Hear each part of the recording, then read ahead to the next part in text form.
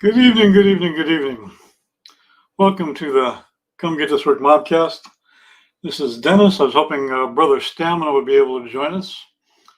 It was planned ultimately for Stamina to sort of take this over. He has a real nice studio in the place where he lives, in his flat. Hopefully he'll be free enough to go ahead and start doing more with the Mobcast. So Marcus Aquarius, you want to come up?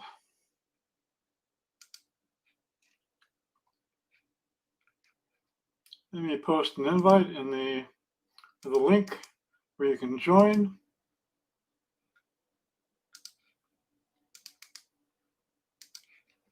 I'll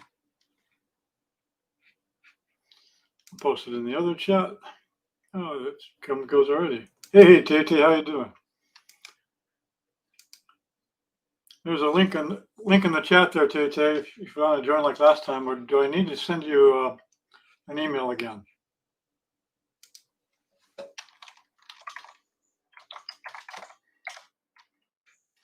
Let me go ahead and go to my email.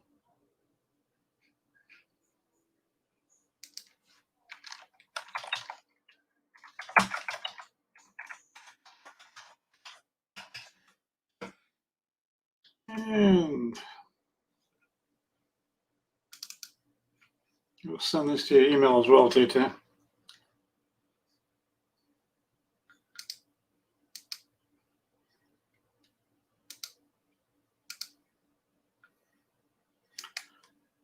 Ashante.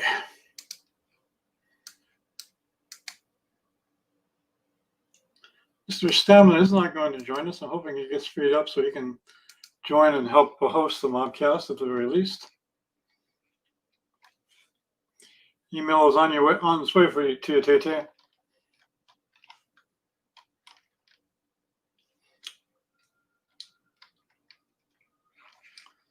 What do you got coming up? I'm not the world's best talker. I'm better at hosting and asking questions, so hopefully it won't be too boring here. I'll go ahead and do a screen share.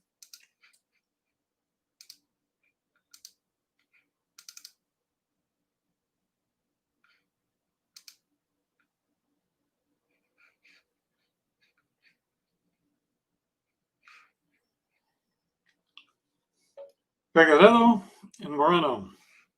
I'm interested in that fight. I believe I mentioned last time that I watched Moreno come up. He's from Tijuana. He's from regular tough. He's from a tough background, an impoverished background. He was doing okay. He beat a couple of people I didn't expect him to beat, and then he got cut. Was out for a while. Now he's back in a title shot, which is a bit amazing. See how this card is filled out. Chase Hooper. I've seen Chase Hooper a few times. He's actually looks pretty good. I think he's a very good prospect.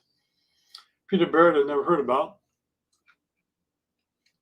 so maybe I can look on YouTube and see if I can find anything or some information about him.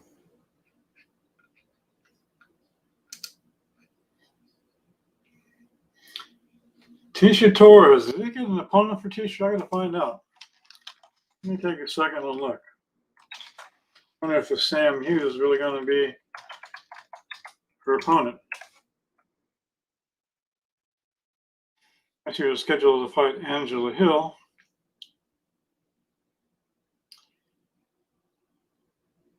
And I guess Sam Hughes comes over from the LFA. Another one I'll have to do a little research on YouTube and see if I can see some fights and see if I can get any kind of insight on how she does.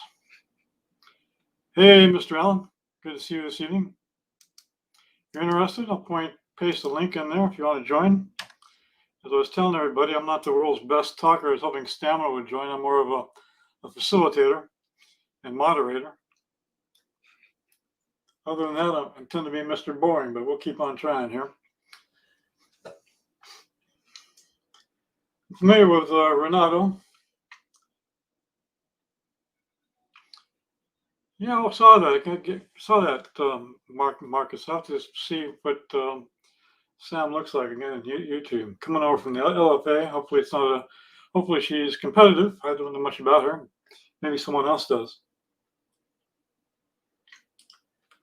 Cub Swanson. We all know Cub Swanson. Cub's been around for a long time. I like Cub. He's a class act. And Daniel Pinado. I guess he's trying to. Another potential prospect trying to come up. I don't think he's. Let's see. Let's look at his record.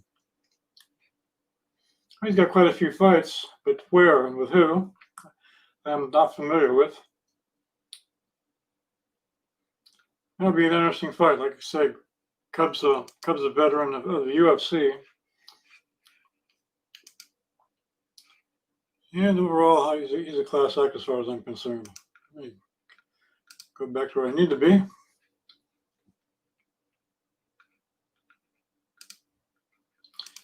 Main card. Main card looks pretty interesting. I don't know why Dos Santos is still fighting. Some of these guys, I guess, working the last fights of their contract, looking for the last payday or so. Kevin Holland, Jacare, that's going to be a good fight. Holland is real good. Jacare is a veteran, been around for a while.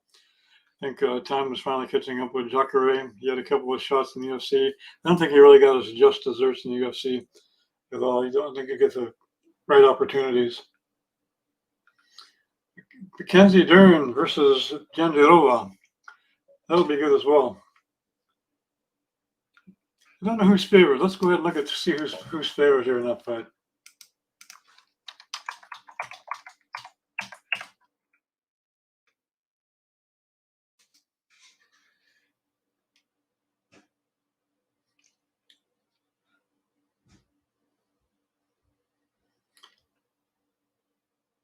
Okay, it looks like Mackenzie's Dern's is favored, but not by a whole lot. It's not a huge gap. Tisha Torres was even money with Angela Hill, but now Angela's out. I'm not sure what the odds would be. I think probably Tisha would be heavily favored against Sam. Yeah, I'm right. Yeah, Junior needs to be cut. He needs to just let it go. Time for him to quit. I agree, George. There's your link, George. Come on up. Help me out. Kevin Holland is actually favored above Jacare. Now there's a favor. Let's see. That's pretty close to even money on Renato and Vizev. Ferguson is favored over Charles Oliveira, but yeah, again, not a big gap. And Figueiredo is favored over Moreno. I worry about that fight from Moreno. I'm not sure that he's quite ready to take the title. I'd like to see him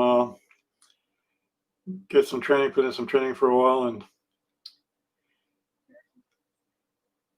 get to a point where it'd be a little bit better for him to take on Figueiredo. Figueiredo is a pretty tough guy all around. Great cardio, all around MMA fighter. That'll be an interesting fight. I'll be watching it, pulling for Moreno, but I think I have to get Figueiredo the nod. My mind says Figueiredo, my heart says Moreno. So you guys are gonna make me talk all by myself, George? You gotta join. Come on up. Let's go to the prelim. Let's work it on down here. See what they have. Looks like they're going to have not carrying mounts for the prelims.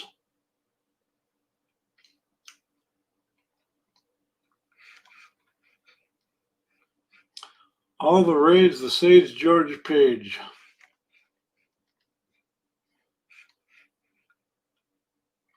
I was listening to Coach's evaluation of Rose versus Waylay.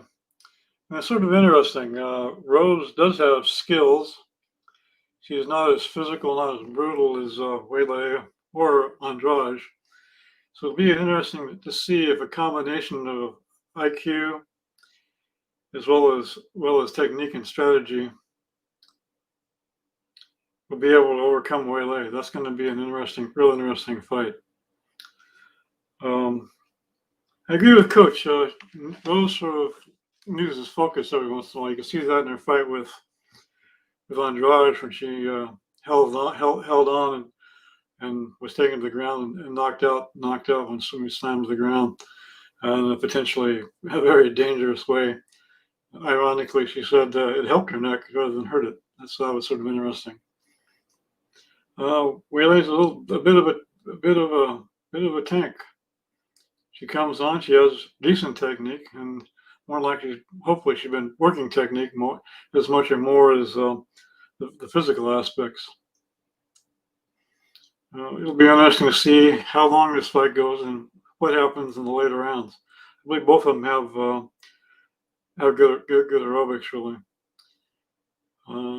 But these fights end up sort of worrying me. I'm sort of worried about for Rose, like it would be for Moreno, taking someone over that's not only physically dominant, but has good fight IQ and good aerobics, good technique.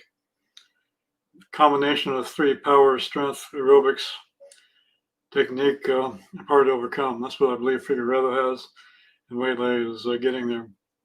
Down the line, maybe we see Waylay versus the Bullet, Shevchenko.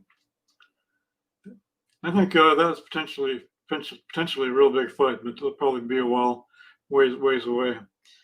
Waylay probably defends her title a few more times and maybe moves up. I don't know. We'll see what happens. But it's a fight I'd like to see.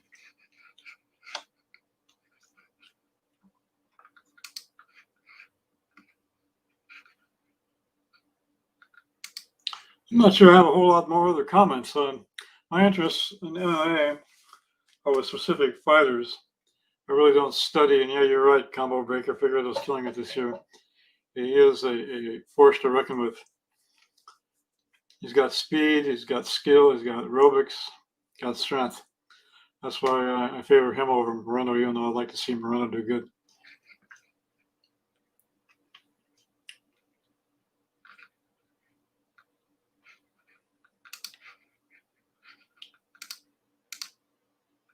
Oh, there. I guess chat was lagging a little bit. So, George, do you have anything you want to talk about or discuss? Are you there? Sort of interesting talking to the chat. Because I know you guys hear me a little later. It's about 10, 15 second delay. So I have to speak and wait and hope you happen to hear what I'm saying and what I happen to be asking you.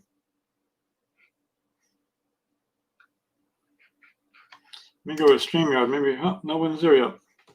I should stay on StreamYard so I can see when people come up. I think maybe Tate waited a little longer than need be last time.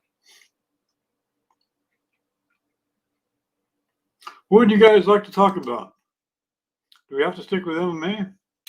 Are there other interesting things going on in the world?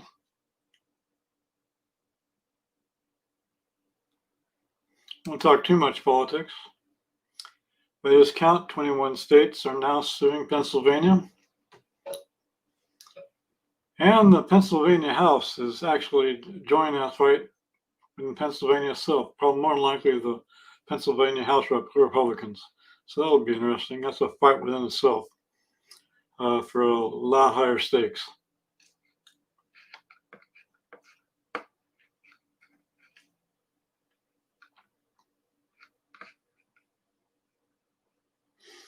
I'll take some time to look at some of the records here. Let me go back to the prelims.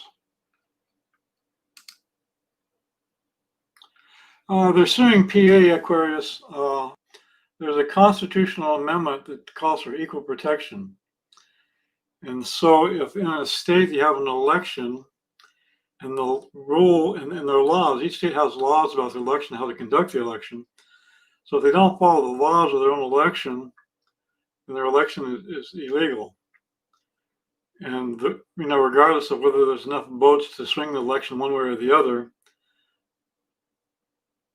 we'll address that in a second there, Combo Breaker. That's an interesting topic too. I'll finish answering Aquarius' question. Then the election itself should be thrown out because it's illegal because they didn't follow their own laws. The other aspect is if I'm in a state and I go by the rules, and there's another state that doesn't even go by their own rules, and there are counties within that state that go by different rules within the county, then everybody's not represented quite the same way. There be restrictions. Everybody's not being treated the same way. The Equal Treatment Act not only well, it's a matter of interpretation. It not only applies to race, sexual orientation, gender, whatever, but it's a question of whether it's going to apply to voters in states. Why would Democrats and Republicans in one state be treated differently, or in one county of the state be treated differently than Republicans and Democrats in another county, and or between states? The Supreme Court's going to have to rule on that. It goes directly to the Supreme Court. The principals in the four states that they're suing, the four swing states they're suing, had to reply today, and they did, saying that pretty much it was a bunch of garbage, to paraphrase. And after that, more states joined the suit, so it'll be interesting. Who will get cut from the UFC out of the 60 fighters? So there was no list. I was under the mistaken assumption, perhaps, that there was a list. Let's go to Google.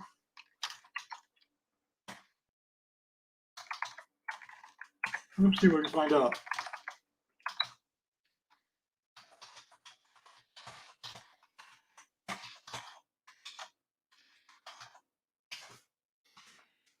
Did I explain that well enough, of course? Does that make sense?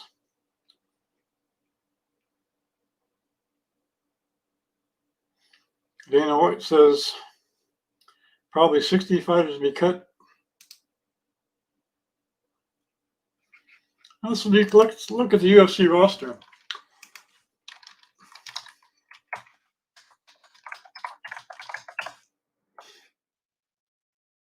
You can find a full list of all the athletes in the UFC. Maybe this will do it. We can do this. It's the athletes. Title holders. Let's go down. Not none of the title holders are going to cut. Few athletes. Let's see what we got here. Yes, that's true. I don't know why Romero was cut, and from I understand, Bellator wouldn't sign him. I'm not sure why that doesn't make a whole lot of sense to me. I think Romero still had some fights left in him.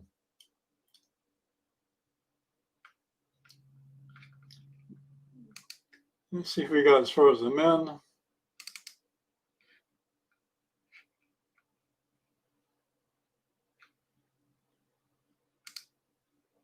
Load more. Let's see. We got quite a few. I'm not familiar with how big their roster is.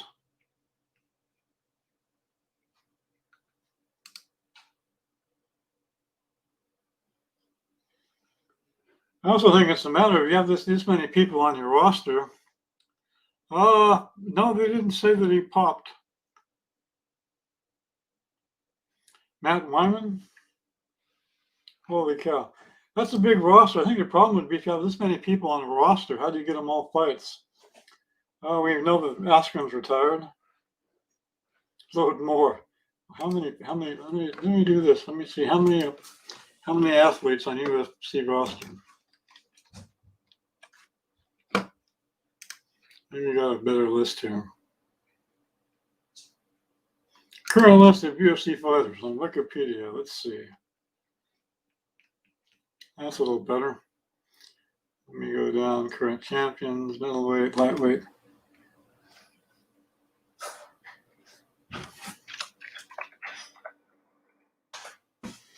Overeem should be cut.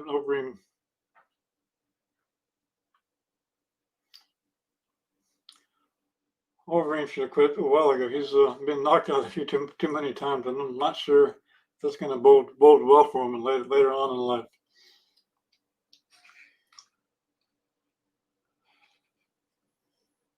We know Cosmot's not going to be cut. He's an up-and-comer. What do you think about Lawler? You think Lawler should hang it up? I know it's rumored that he's going to be fighting Diaz. Rumor that I heard that Nick was going to come back and possibly fight Lawler. Think Lawler should hang it up?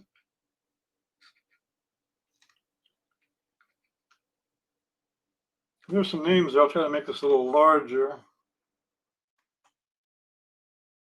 Not too large.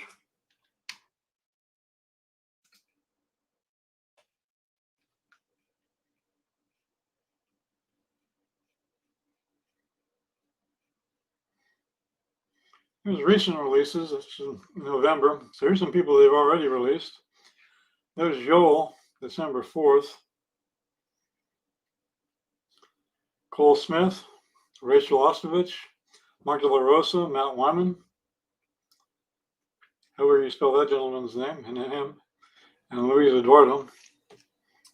Yeah, Diego, they should cut Diego for his own safety. You're right, Danielle. 100% agree. It was interesting. I listened to an interview of Diego, and he spoke about how he messed up. He took his success for granted, didn't train, just got a little full of himself. Now I'll catch up with him. Let me find that list again here.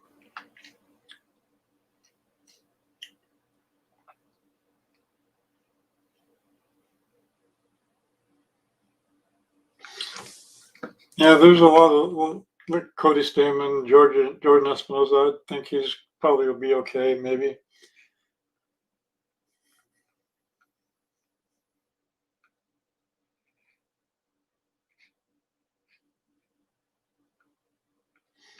Who else do you see on that list you think that should retire?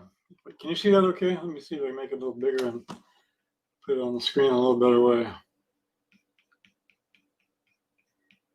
Every time I enlarge it, it gets off center. There's some names for you. Yeah, Diego looked really bad this last fight. He wasn't in shape. He got his butt kicked pretty good. It didn't look like he took it that seriously. If you're going to take it seriously, and you have the realization that you could get hurt if you're not in good, the likelihood of you getting hurt if you're not in good shape and well prepared is much greater. And it seems like he would have done his best to be in shape. He was carrying around a bit of a gut and everything else. It was sort of sad, really.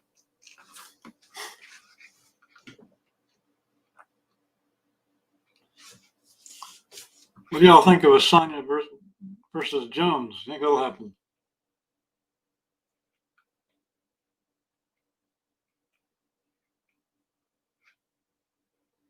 Well, looks like we got two chats. Some comments posted in both chats and some don't. That's sort of interesting. Overeem's been knocked out a few too many times in my book.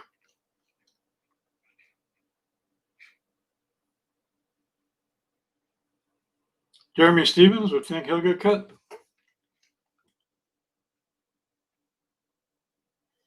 Looking at it here.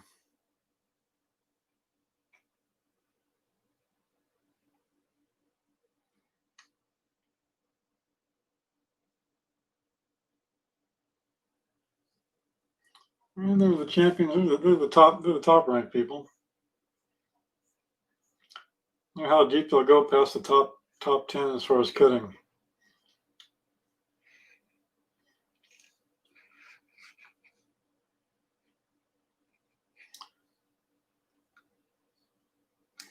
I'm looking around here.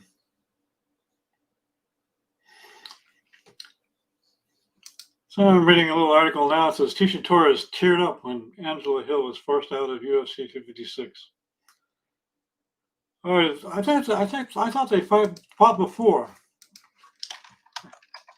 Let me find out. I thought they fought previously to this.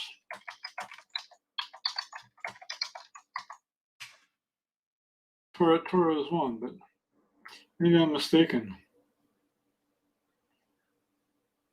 And it's a rematch, but for UFC 256. I believe Tisha got the decision.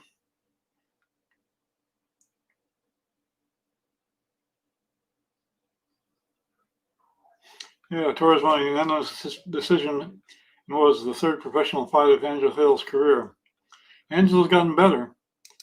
She's been looking slowly looking better and better. So that'll be an interesting fight too. Angela has speed as well. We'll have some height and reach. Matter of fact, let's look at the tail of the tape on Angela versus.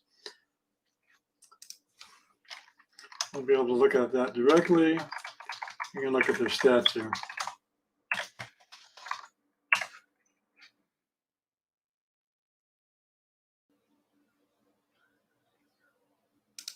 Oops, wrong place. You can see there Angela has some height and more than likely some reach. Let me find their actual numbers here.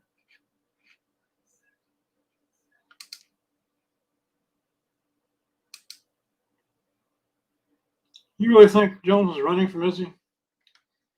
I think he's going for a bigger payday or another belt.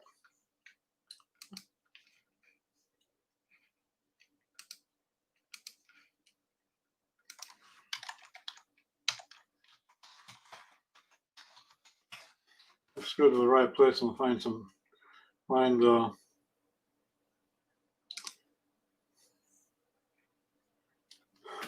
Angela, Tisha must be really small because Angela looks a lot taller than her. It says they're both Michelle Watson was 5'3".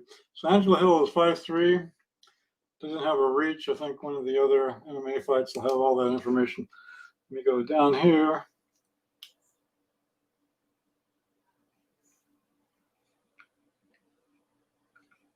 I don't see the normal site that I go to find those things out.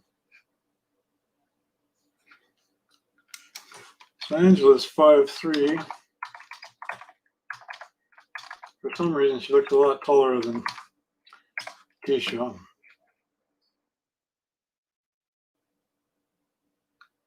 Sure Dog should have Angela's information as well. 5'1".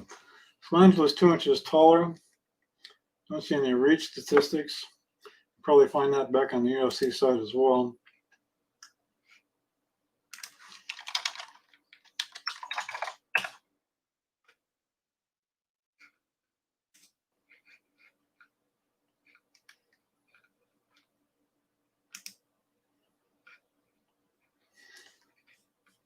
It's too bad they don't have a search that you could do for individual fighters.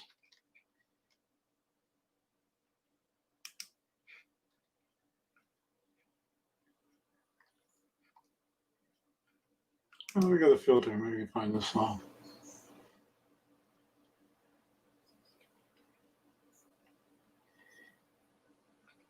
No, it's too much of a hassle. I'm pretty sure that Angela will also have reach. Angela's not slow. Tisha's fast. She's highly active. Angela's not slow though. She's no slouch, and like I said, she's been improving.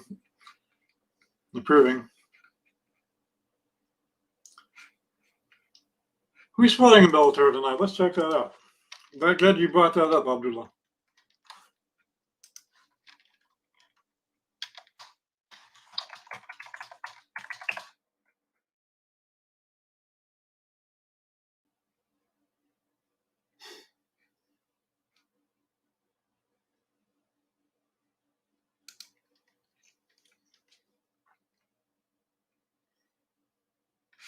Is that already started? When did that start? Does it start later on tonight? Let's check it out. I'll check it out on another screen so I don't give my access up. If you're interested, Abdullah, you can join the chat. Join us on the stream if you'd like. All you have to do is cut and paste that link in the browser.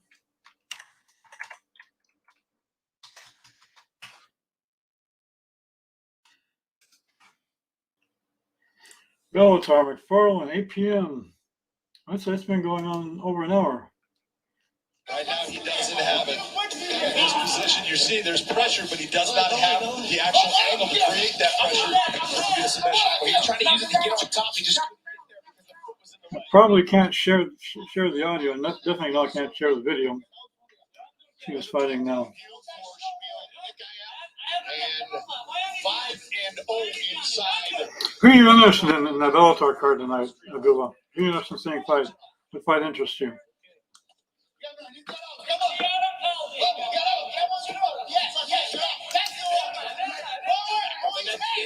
We got a slam. Taking to the ground. One gentleman named Nakiev. I'll have to look at that card more closely. Last round has been working very hard to stay with it. He's getting a little tired. So you missed the Armageddon when he was able to get back to his feet. His whole through didn't get it. So a lot of energy spent. Let's see. Nikov versus Lachinov.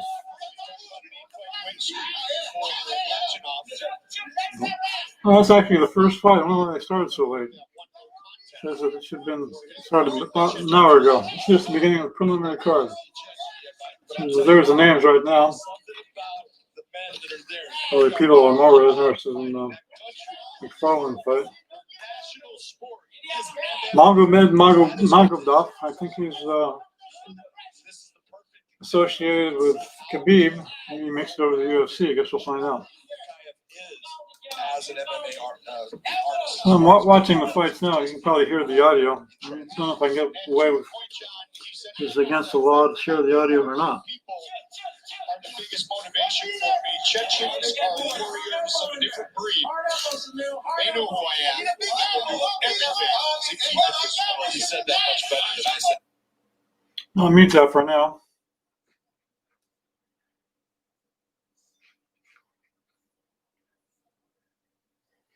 Looks like this is more of a ground. Both these guys are working the ground, reversals and.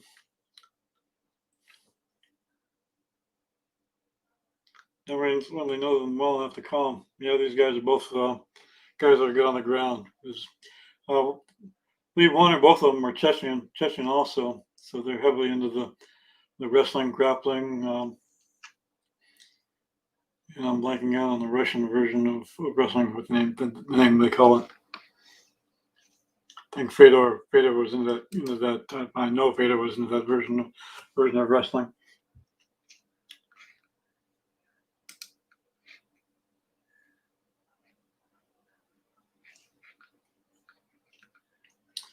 So I can try to call. We'll have to get a little more animated. Take advantage of this exclusive and limited time offer now by going to BellatorShop.com. Use promo code.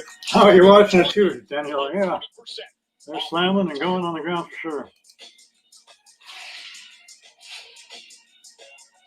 Here's where you see Lashkov roll through for that knee bar. Catches it. You can see almost gets it extended, but he doesn't quite get it extended. Showing a replay of an attempt the knee bar. And that's what lost the knee bar attempt. But then you watch again. Watch the head.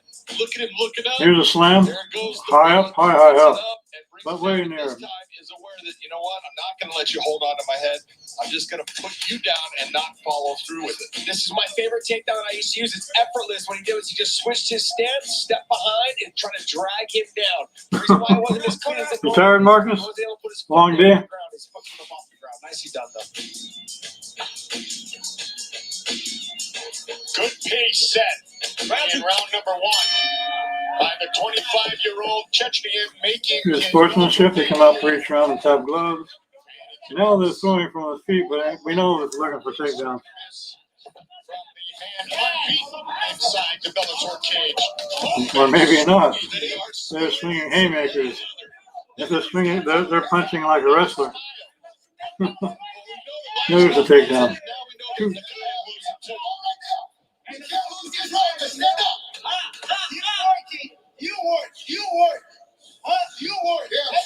Looks like Nakiev is actually going to go down 2-0 here.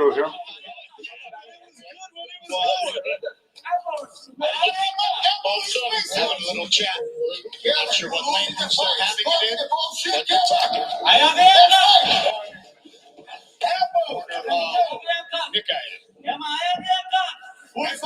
Gilbert Burns in the corner talking about a guy that's going to walk you through how to defend that knee bar, Josh. I'm not sure how much of that I can share and be legal, so I'll share bits of it. I would bet it's 9:35 where Marcus is. I think Marcus is more than likely on the East Coast. How about you, Danielle? I'm betting. I'm guessing.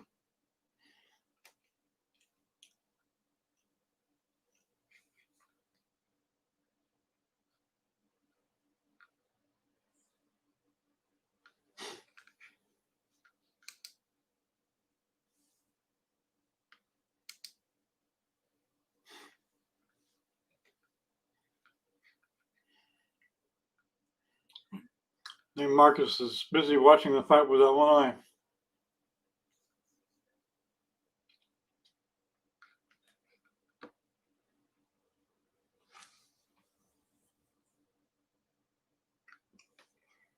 Oh, part of the West Coast are you on? I'm originally from California. Many years back.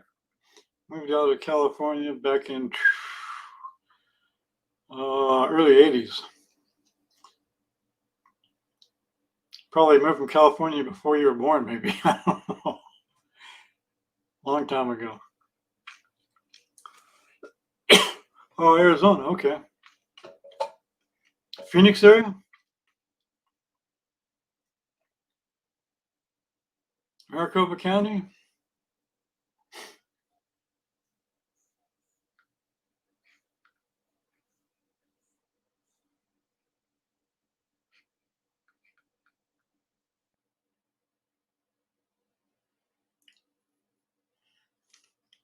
Let this fight finish up.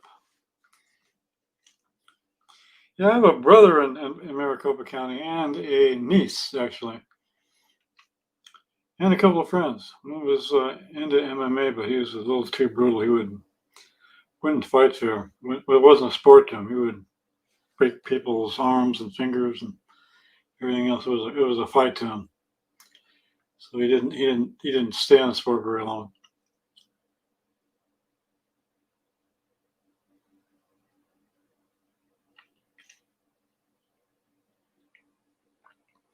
Yeah, was born and raised in Camarillo, California. Lived in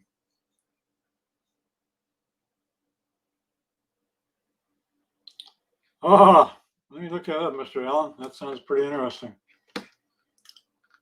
So I was sort of wondering about that a few months back.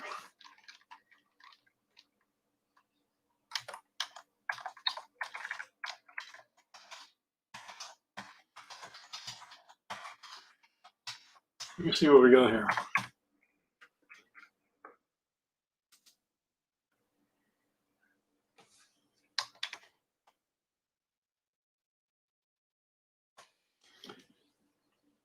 And a big win for the plaintiffs in the it's been going on for a year. I didn't even know that. Antitrust lawsuit has certified with a class action status. We raised the status.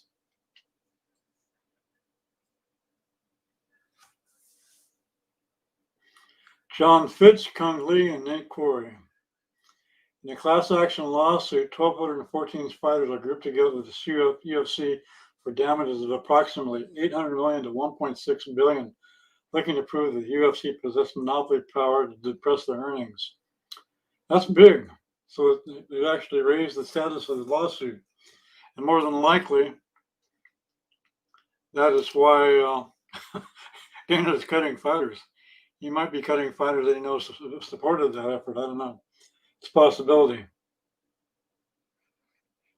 The class action lawsuit will move forward pending an appeal by the UFC, which could also choose to settle. Thanks for bringing that up, Mr. Allen. 1,200 fighters. 1,214 fighters grouped together. That has to be there's not that many fighters on the roster, are there?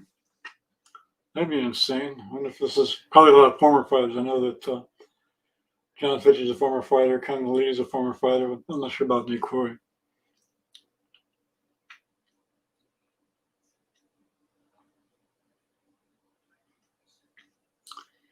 Yeah, the whole thing about Adidas was pretty strange too. They were not being able to have your own sponsors, being able to advertise your own sponsors. That was a rip off for the fighters as well.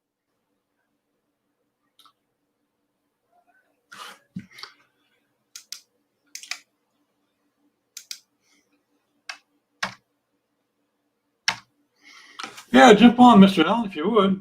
I want to know exactly your perspective. You mentioned this could forever change the game and not necessarily for the better. How do you think that would affect the game in a negative way?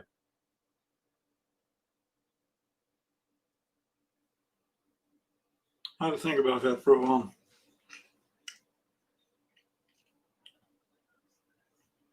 Yeah, I thought the same thing, Marcus. Could be why Dan is cutting 60 fighters.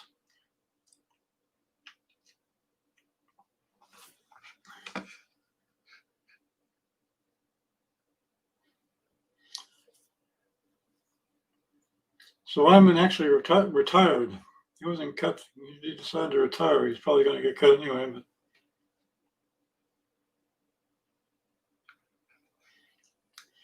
yeah, look at a picture of Dana White with Cody Garbrandt and Cruz. Think Cody's going to win the title back? You know, here's see Dillashaw's coming back. Dillashaw might be better coming back now than he would have. Fewer opportunities, domino effect, fewer opportunities. Possibly, I think that's a tough game. If you're working your way up into the higher echelon, you're going to take a pounding, not get paid a whole lot. Sort of like pretty much a lot similar dynamics of boxing, except for you get a lot better pay in the higher echelons of male boxing anyway. Or it might become more promotions. I don't know. Then you have 10 belts for the same weight class, different organizations.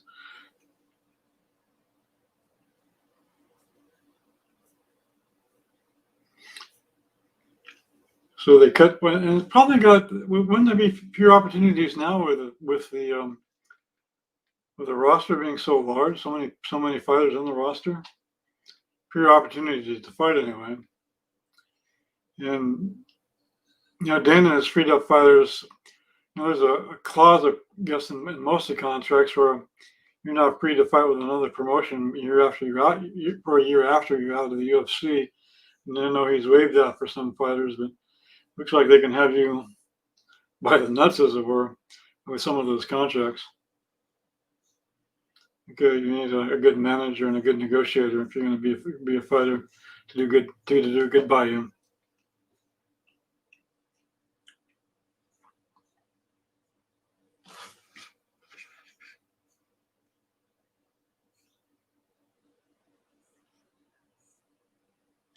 This COVID thing is doing its damage on fighters for sure. Every event there's one to a couple of fighters out because of COVID. It'll be interesting to see where this lawsuit goes. I wonder how long it will take for them to get to a point where they make a decision.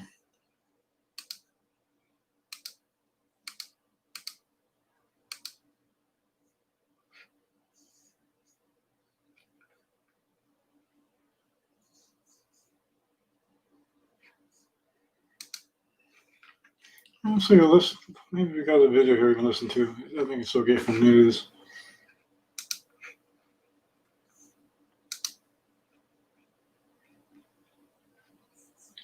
Just text so far. Make one more reference.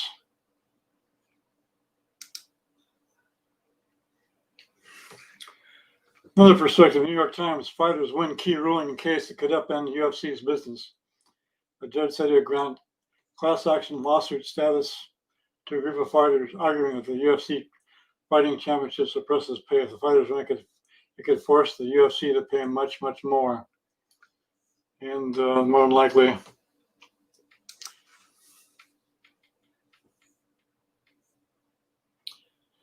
think more than likely, them paying the fighters more will result in them trying to up the pay-per-view price for attendance to the events, perhaps.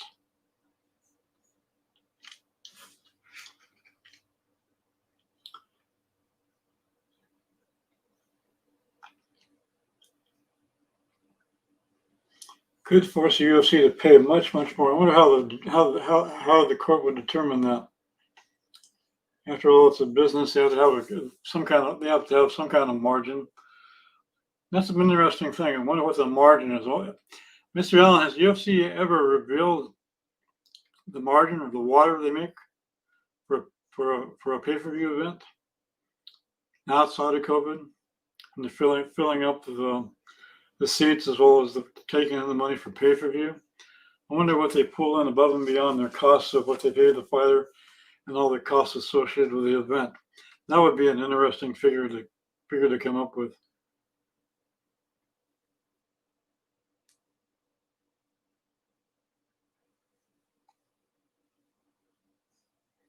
Maybe like Marcus and I thought earlier, maybe that's why they're cutting 60 fighters to cut down their overhead.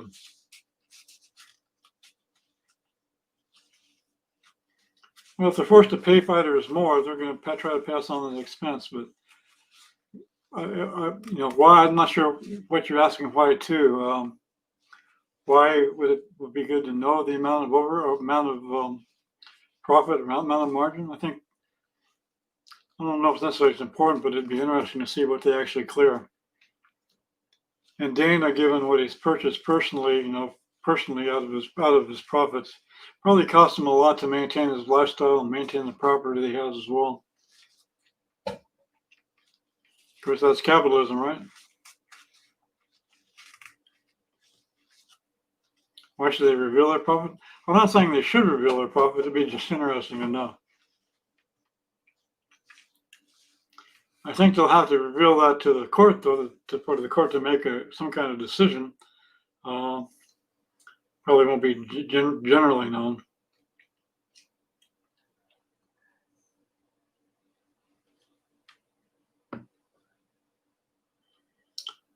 But don't want, how would it be determined how much they're going to have to pay, how much more they have to pay fighters if you don't know what it takes for them to even stay in business?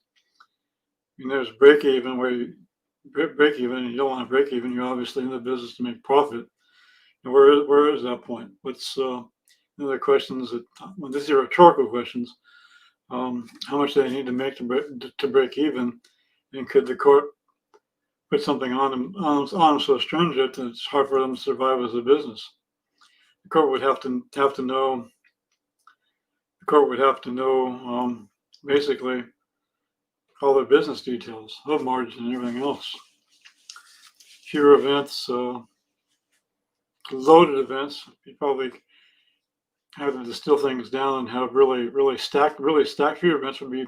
You have to have really stacked events to be able to make the money you want if you're doing fewer events.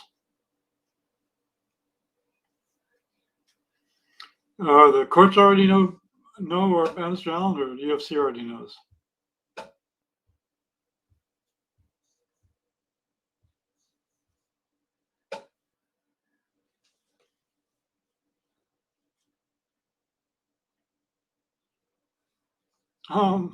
Hey, Robert. If you want to jump on, Robert, let me put the link there to make it more interesting for people.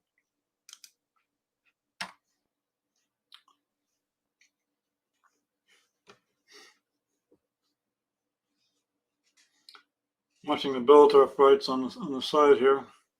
Abdullah brought them up and reminded me that these fights are going on.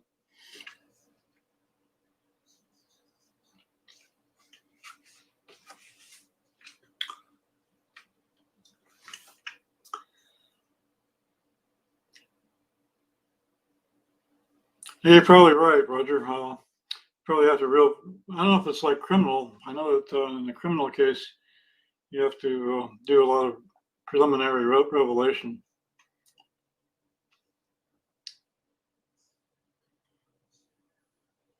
So I think it's going to be a little more time, till the McFarlane fight.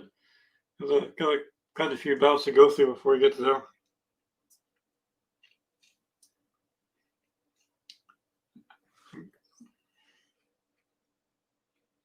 Tiny Lister. I'm going to have to look that up. I'm totally in the dark.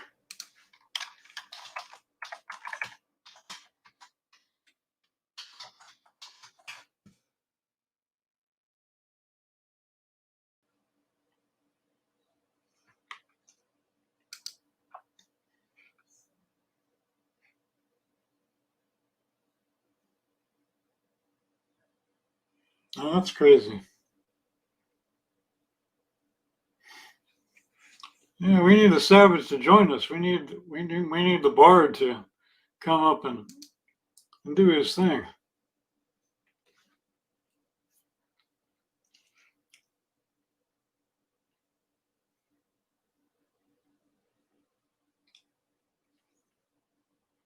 I don't watch a whole lot of TV or anything, so I don't know what Friday is. Never saw Friday.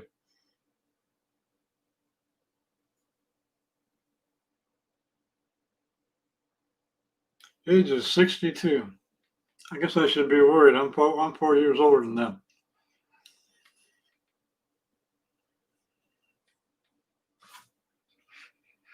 It's like Bellatar switching over from the preliminary card.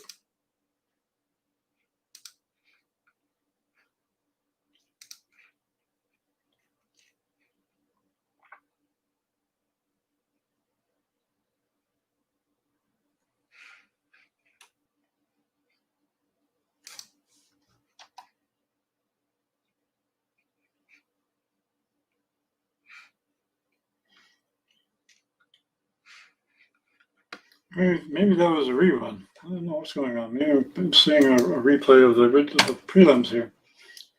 Because I thought it did start earlier than I accessed it.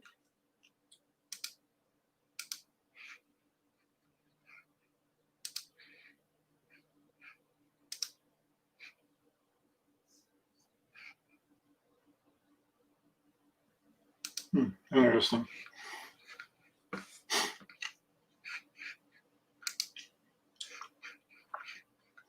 What else we got going on? What else would you like you guys to bring up? Are you interested in knowing? That class action lawsuit's a big one. I will definitely be curious to watch the results of that. See how that hashes out.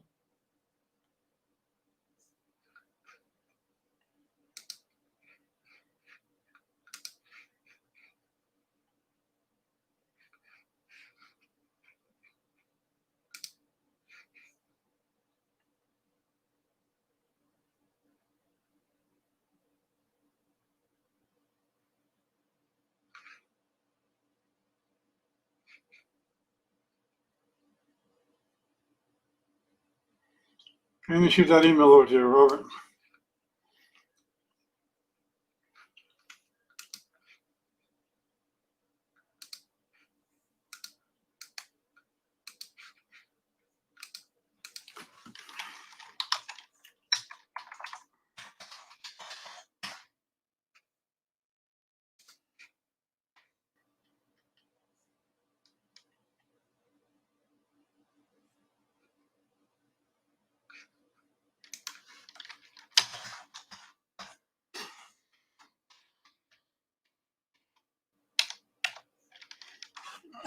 Move this over to here. I think you want to see my email. I don't want you to see my email.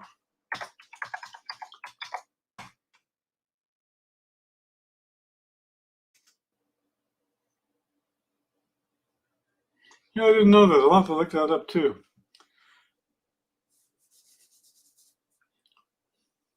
Mr. Allen, typically those who bring the suit get the lion's share. They'll have to determine damages based upon the remainder.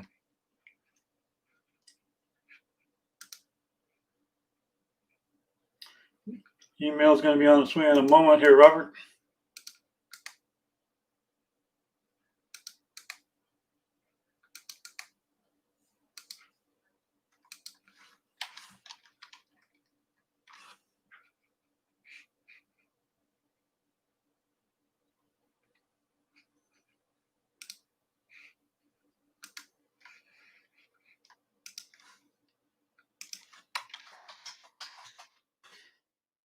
Yeah, unfortunately, in my memory.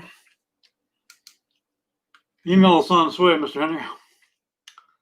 My father's name was Henry. Actually, my middle name is Henry.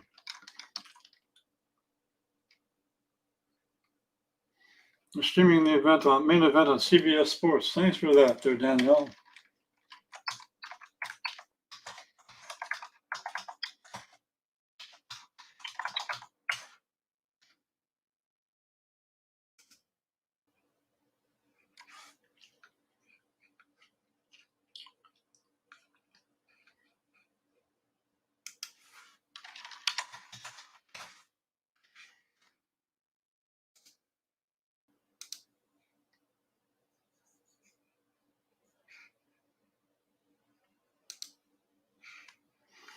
Going back to StreamYard.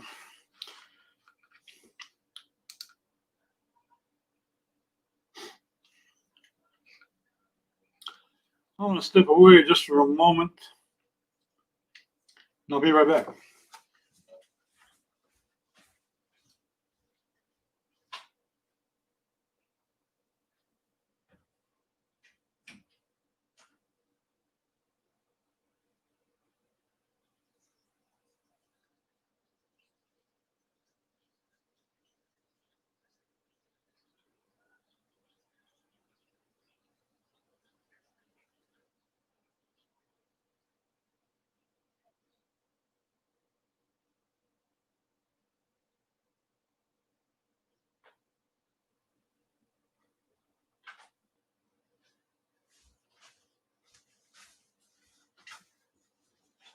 There's Mr. Henry.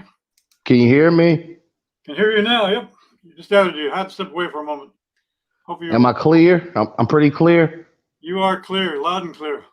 All right.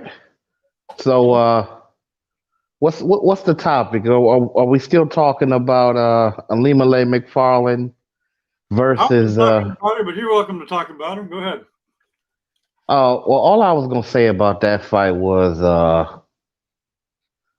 over time, I've started to think that this fight is going to be a little bit more competitive. Now, of course, anything can happen, but I don't think this is going to be an easy fight for either fighter. I just think it's going to come down to who can take advantage of whose weakness first and most often. Uh, I've yet to really see how Velasquez looks on the ground, but she seems. I mean, how she's going to look. I'm not so certain how she's going to look on the ground against Alimale McFarland, but I'd be interested to see will her takedown defense and her ground defense be good enough, or will she eventually get caught by McFarland? Now, in terms of the stand up, I think McFarland's only chance is to basically either clinch and try to stay on the inside, because I just think strike for strike, it looks like Velasquez is better. Now, Alimale McFarland is a good striker. I mean, relatively. I don't think she's an advanced striker. I've already talked about that. But the problem is the speed. I really feel like the speed of McFarland is going to give her ass. I mean, the speed of Velasquez is going to give her some trouble. And what's Velasquez's first name? Juliana. Yeah. Yeah, Juliana Velasquez. And you never know. Sometimes these fights tend to go to these fights that you think are going to end with a big finish. Sometimes you look at the damn fight and it stays a little bit more competitive, and maybe sometimes fighters don't take as many chances as you think they would. And sometimes it's for good reason, because sometimes from the perspective of a fan watching the fight, and even other fighters, like, unless you go back and watch the fight, sometimes you don't even know why sometimes people don't try certain stuff, right? Like, for example, and shit, Israel Adesanya, when he went up against Paulo Costa, people were like, well, why wasn't Costa being more aggressive? Now, I mean, I know why he wasn't being more aggressive, but after looking at the fight several times after it, I really realized it a little bit more, at least, and understanding on a certain level that he was trying to actually find an opening to take him down, but he couldn't. So again, will uh, will McFarland find openings to take her down? Will Velasquez find openings to maybe rush in and catch McFarland with a big shot? We'll see. We'll find that out tonight. But that's all about technique too. Yeah, shorter fighter that has fighting someone with more reach, that's using that reach well, has to figure out how to get inside. And then even in boxing, people know that you have to have the right technique to get inside. Yeah. But I feel like the physicality of Juliana Velasquez should overcome what McFarlane brings. Again, that doesn't guarantee anything, but I think it's going to be a good fight. That was my original point. That I think it's going to be a little bit more of a competitive fight than I originally thought, and Yeah, that's all you can ask for. I threw a video up on the StreamYard. That's Juliana Velasquez in one of her previous fights. Just taking a look at it. Can you see that okay, Yeah. Robert? Huh? Can you see that okay? Oh yeah, I'm looking at it. I see it.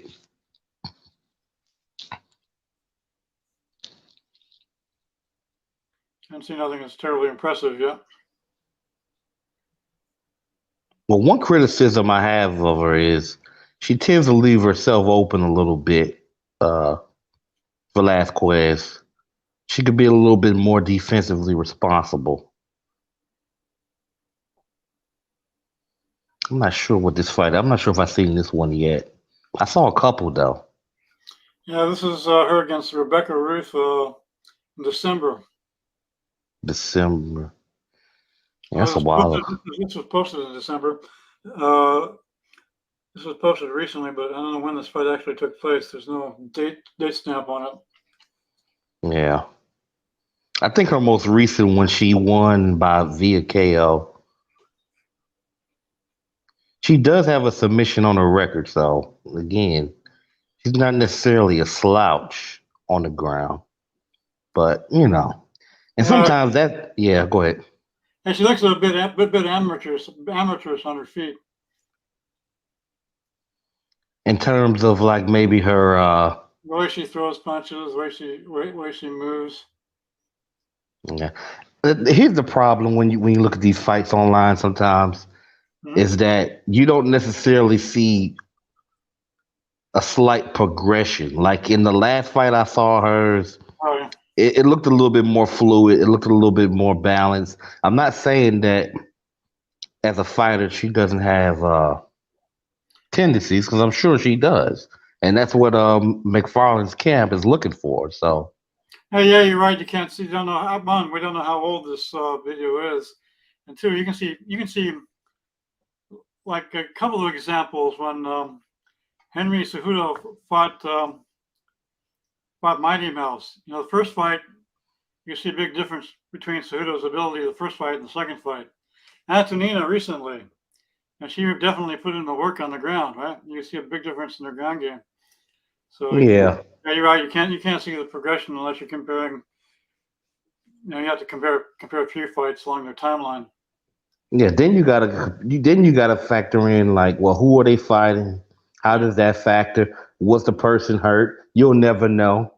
You'll never know 100% because rarely do fighters come in at 100%. Do you think Costa was making excuses? Oh yeah, of course he was. Costa, look, I'm not saying that he didn't have possibly something going on, but the thing I can't stand about that motherfucker, Dennis, is you come in there all, I mean, he's huge, okay? He got all that weight, and he was able I don't to. think he's too bright. Yeah, I don't think he is either because he tried to come in there and try to run over Izzy, but he tried to, once he realized he couldn't just do it,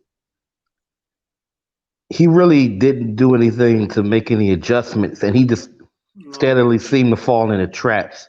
I think the reason that he wanted to make the excuse is, because, in my opinion, I think Izzy started to get into his head even before the fight, and then after he embarrassed him and did that crap at the end of the fight where he was on top of him, which in my opinion wasn't cool. No, I it's just think I just don't think that Costa liked the way that Izzy rubbed it in his face, and that's all it is, man. And he kind of got rushed because yeah, he beat Romero, but that was a close fight. yeah. It, and he took some blows in that fight. It wasn't like he was in there uh, completely dominating Romero. And what it appeared to me is he didn't want to take shots to be able to work inside. He was going to, he was going to have to work on take shots to be able to put anything on. Is he? Yeah. He has no. I don't know if he has. I don't think he has much of a ground game either. So even if he got in tight, He's Izzy moves and uses that yeah. range. He's a sharpshooter. He's supposed to be a black belt, but you Right. know what? The more I hear that, I'm like, yeah, he's a black belt, but like, what in terms of what? Like, is he the type of black belt that translates to MMA? I'm not saying that if you get somebody in the sure you can catch anybody on the ground if you got that skill set, but I'm like, there are better black belts. I mean, there's different levels, and I don't understand all of them just yet. But you know what I'm saying? Like, you have two boxers. They both been pro for 12 years. They may have both won 12, I don't know, 30 fights or something like that. And one fighter is at the end of the day is going to probably prove to have been in there with better competition or Yeah. better conditioning. I mean, there's always something that you can factor in. So I think just because Costa has the black belt, that doesn't mean he's able to get Izzy down.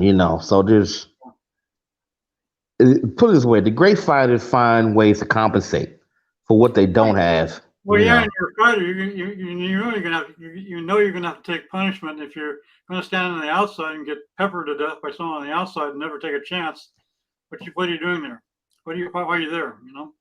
And Costa never really took any chances. You know what I mean? Nah. I think he didn't want to get hit. Well, And that's another thing too that people underestimate against fighters like uh Izzy or even Valentine. Anybody you want to name who they don't really have reputations for their power that maybe they should. Like when Izzy throw that left hook, he's knocking people out. When Valentina throws that high kick, she's knocking people out. You know, and the fact that they may not be one punch consistent type. Sometimes even that is like it's too much. What happens is most of these one punch knockout fighters that they talk about, what happens is they catch them with a big punch and then they finish them off and they might have in between those five knockouts they might have actually one time they actually knock somebody out with one punch. yeah, I'm not saying there's no exception, but I haven't seen too many fighters, even Tyson, where it's just one punch knockout. When you look at their career, like they have a string of like 8 fights where in the middle of the fight they catch somebody with one punch. Like it's a little bit of a fantasy to a degree. yeah. I may Mostly it's usually an accumulation of a punches that set up a punch. yeah. And that last punch puts him down. Yeah, sure you can knock somebody out after you didn't hit them with 50 body shots and Yeah. their head's left open and you already a devastating puncher. I mean, or if you had kicks to the legs and the bodies or. What do you think about Jones versus? Do you think that happens? How do you think it goes? All right. Well, I have a little bit of a different view of this to a degree. Uh, I would love to see the fight, right? But I don't really like the double champ shit. Yeah. I ain't with it. It ends up holding up a weight class, doesn't it? It debilitates it and it clogs everything up. And then a lot of people sitting there like, uh, he ain't the real champ, she ain't the real champ. Or then, I mean, the only thing that's comparable, and it's similar too. Even when okay, let's say Izzy wins 205, right? And he beats Blahovic, right? If he goes back and forth, it holds up the division, right? Mm-hmm. If he just leaves, which is what I think people should do, Exactly. it takes something away from it because people love to say, well, Jones is gone. You only won it because Jones is gone. And even if that's not really the case and the next fighter stepped up and took the championship, that's their business. I mean, you can't hate them for that. It still sometimes can kind of be sour. Like, you know what? it is taking something away sometimes. So You have the championship, but what's his name left? So you're really not that good. yeah, Same deal as the other way around. Yeah, I think I, Izzy beats Jan. I think Jan is far too slow. I do too.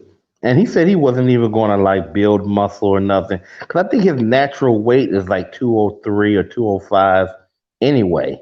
Hmm. So if he's not going to if he's not going to build muscle, that means he's going to be even quicker in there against that guy. Yeah, I think he'll just have too much speed. Yeah, I think he has just enough power, plenty of speed, and the patterns, the way he moves. You know what I'm saying? He's elusive. Yeah, he's very hard to hit clean. Yeah, very hard to hit clean. I'm trying to think of. So I made a video. I made a video um, talking about why I don't like the double champ thing, right? And one thing that I did mention on my video, which I mentioned in the podcast, was about some people would think I would change my YouTube, mind. Yeah. YouTube coach. Just a second. It's YouTube coach. Oh, says they're going to flag me for playing this. Oh no, no. I know what coach is thinking, but no, it's not that. But No, coach is saying he's going to flag me for playing this replay on YouTube of a Bellator event. But that I should be don't know. I good don't review. know why they would get you for a replay though. No, Well, because they might. everyone has access to it, right? And you're I not making don't know. it. I don't know. Look, uh, I know that WMMA Addict shows clips and stuff on his channel, and they don't. I don't think they flag him. He never talks about it. Maybe he mean that you're showing too much of the fight. I don't know. I don't know. I have no idea about that one.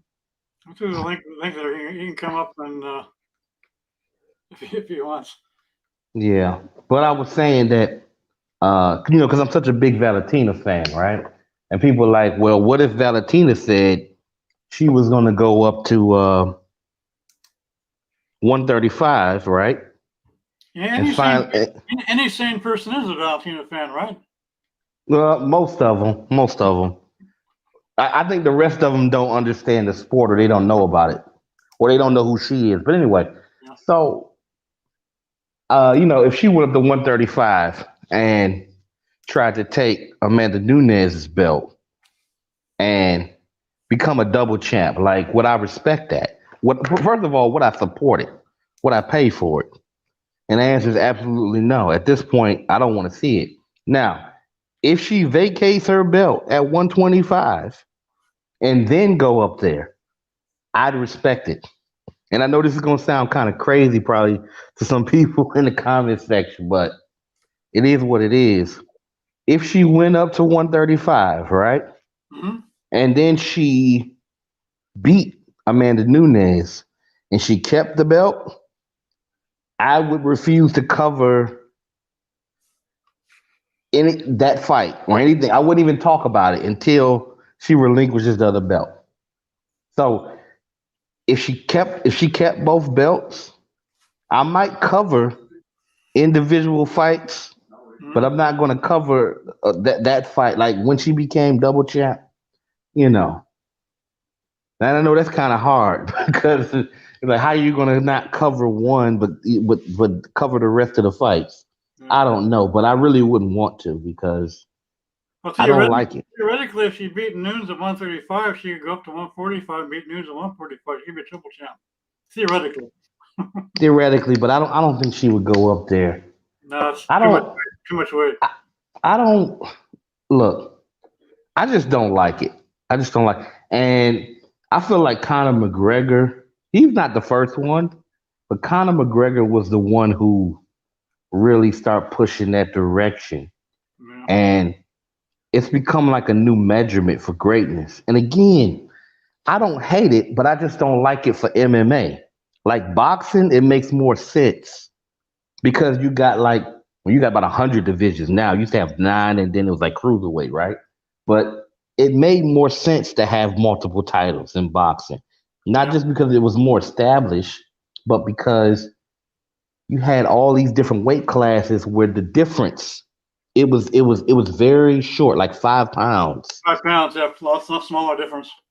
Yeah, you got fighters who box now at maybe 130, 135 that could probably fight at, I don't know, 160 or 150, whatever I'm sure.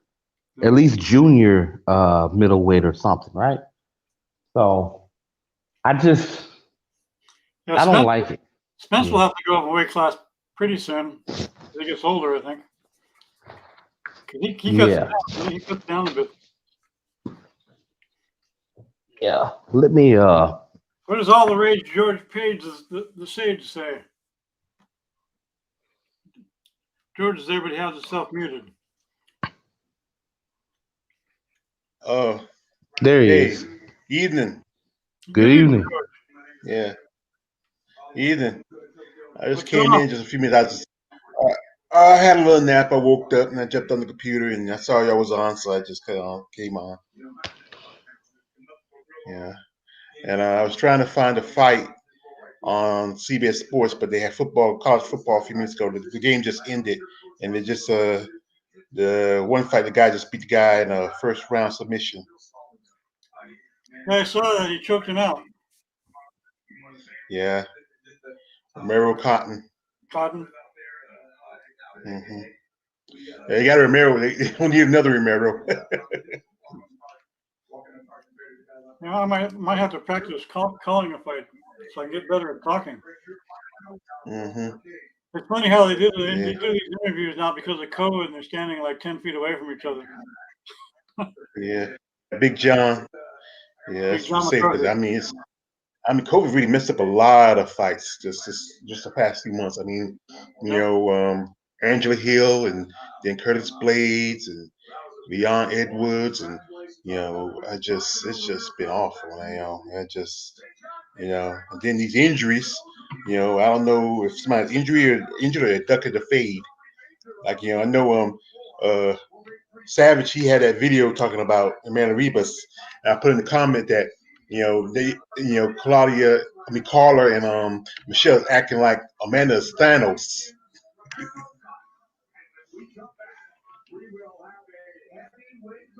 Oh, there's Robert coming back.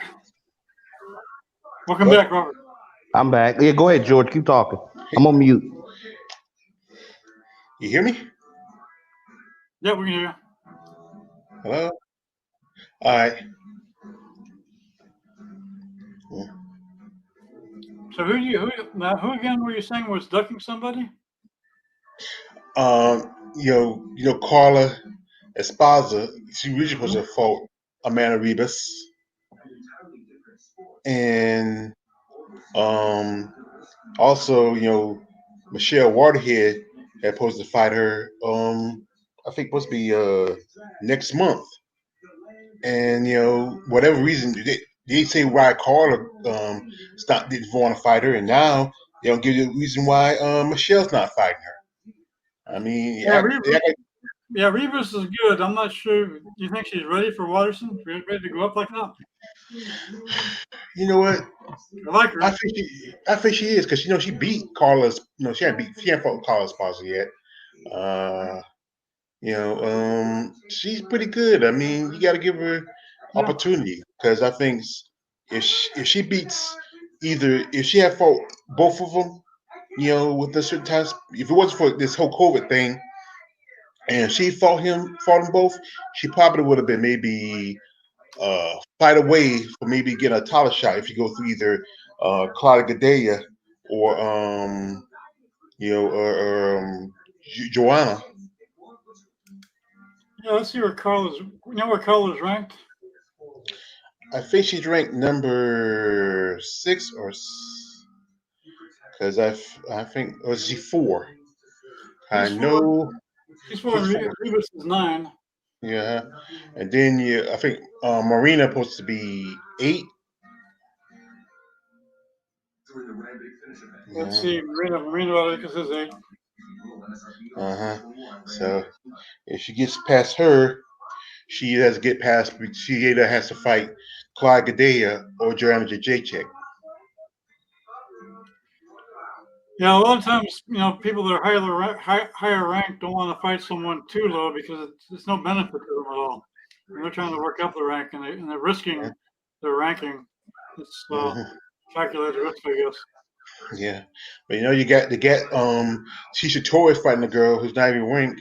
But the thing is, like Tisha's down, she's like down next to the bottom of the top 10, and and usually every so often they when they get a new fighter, they put them against one of the ranked fighters. Like I think when Sid Cavillo came up to the division at 125, she fought Jessica I. What I found interesting is Tisha's number 10.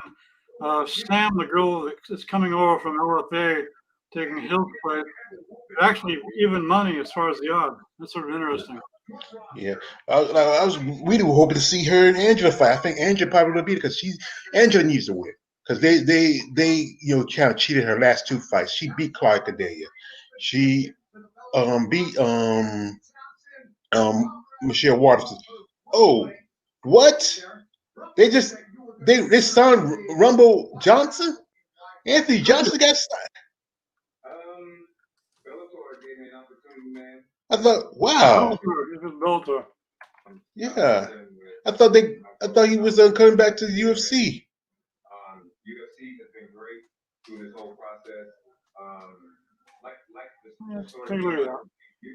You know how it is, I mean, if you sign, if you can sign Rumble Johnson, but don't sign Romero. Bellator turned down Romero, though, right? Yeah. I thought that's pretty strange. I think he still has yeah, they just re-signed Denise Killhost, but and now they just cut Rachel Octavich, and I don't know if Rachel will go over to Bellator. They'll probably pick her up if they want her, but either she go to Bellator or she might go to LFA or someplace else. You think she really has? You think she has really any real potential fighting? Think she's really will ever go anywhere? I don't think so. She kind of struggled. Then she got busted for that getting popped, and and it's kind of funny. She got 8 months, but one fighter, who got almost 2 years, and and it's just I don't know what's I don't know what's unfair, yeah. Yeah, you saw that. I mean, they just pick and choose unless you snitch on somebody. I know. And with Jessica Panay, she's a repeat offender. That's why she got busted the last time, and gave her that 2 years. She deserves hers. I mean, that's just stupid. You're gonna get tested. And there's nowhere around most of these tests. They really, they're like Olympic level tests. They give them, it's just common sense would tell you don't take any kind of stuff. Sometimes don't even take an aspirin if you can avoid it. Now, I was wondering, there's some natural things you can take. There's some peppermint blends with some other stuff that actually help you absorb oxygen better. I was wondering if you're sort of natural things like that. You're like essential oil. Breathe them in, it opens up your lungs better. For a while. Mm-hmm. Well, I think the natural stuff shouldn't be, if there's no any serious narcotics in natural stuff, it shouldn't be matter. Shouldn't make a difference. Beets are good to eat before competition. That'll give you an advantage too. It's just a natural food. Yeah. Well, I just saw somebody posting in the chat that Tiny Zeus Lester, remember Debo from the Friday movies passed away. That's so sad. I mean, oh God. And I've been like so I talked to my brother, my friends, were hoping that Ice Cube make another Friday, but now he lost Pops, John Witherspoon, now Tiny Zeus Lester.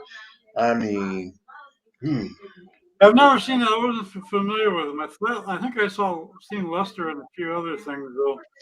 Yeah, because I remember he was he did a movie years ago with Martin Lawrence. I think it was one of his first movies called Dirty After Dark, and also John Witherspoon was in that movie.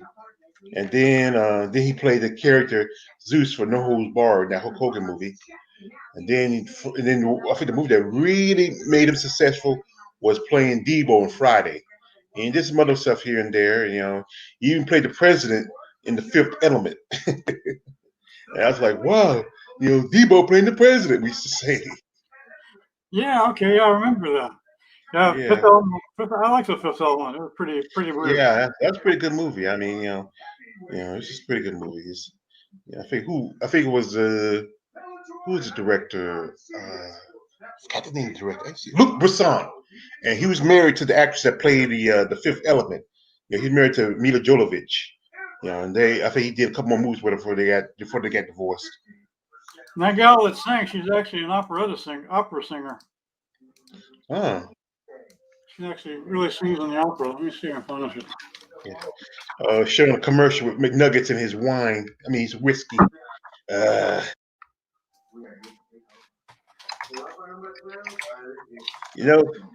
was saying. I mean, I did a video with Connor and possibly Jake Paul fighting, but now they're talking about Jake Paul fighting Floyd Jr. I do. He's gonna end up like Nate Robinson. He fights Floyd. That's a real boxer. Yeah. He and I don't think that Floyd fight would be a good idea for him. And if he beats him, who'll get mad? The YouTubers and the racists.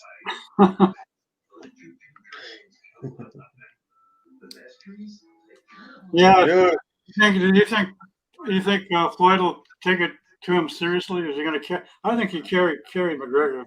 Yeah, he did.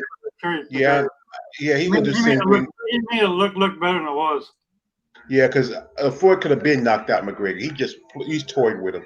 And McGregor all the time he was just grabbing, laying on him like it was a UFC fight. It wasn't a UFC fight. This is boxing, man. I know McGregor has a boxing background. He has some boxing background, but he acted more like he was, in the ring.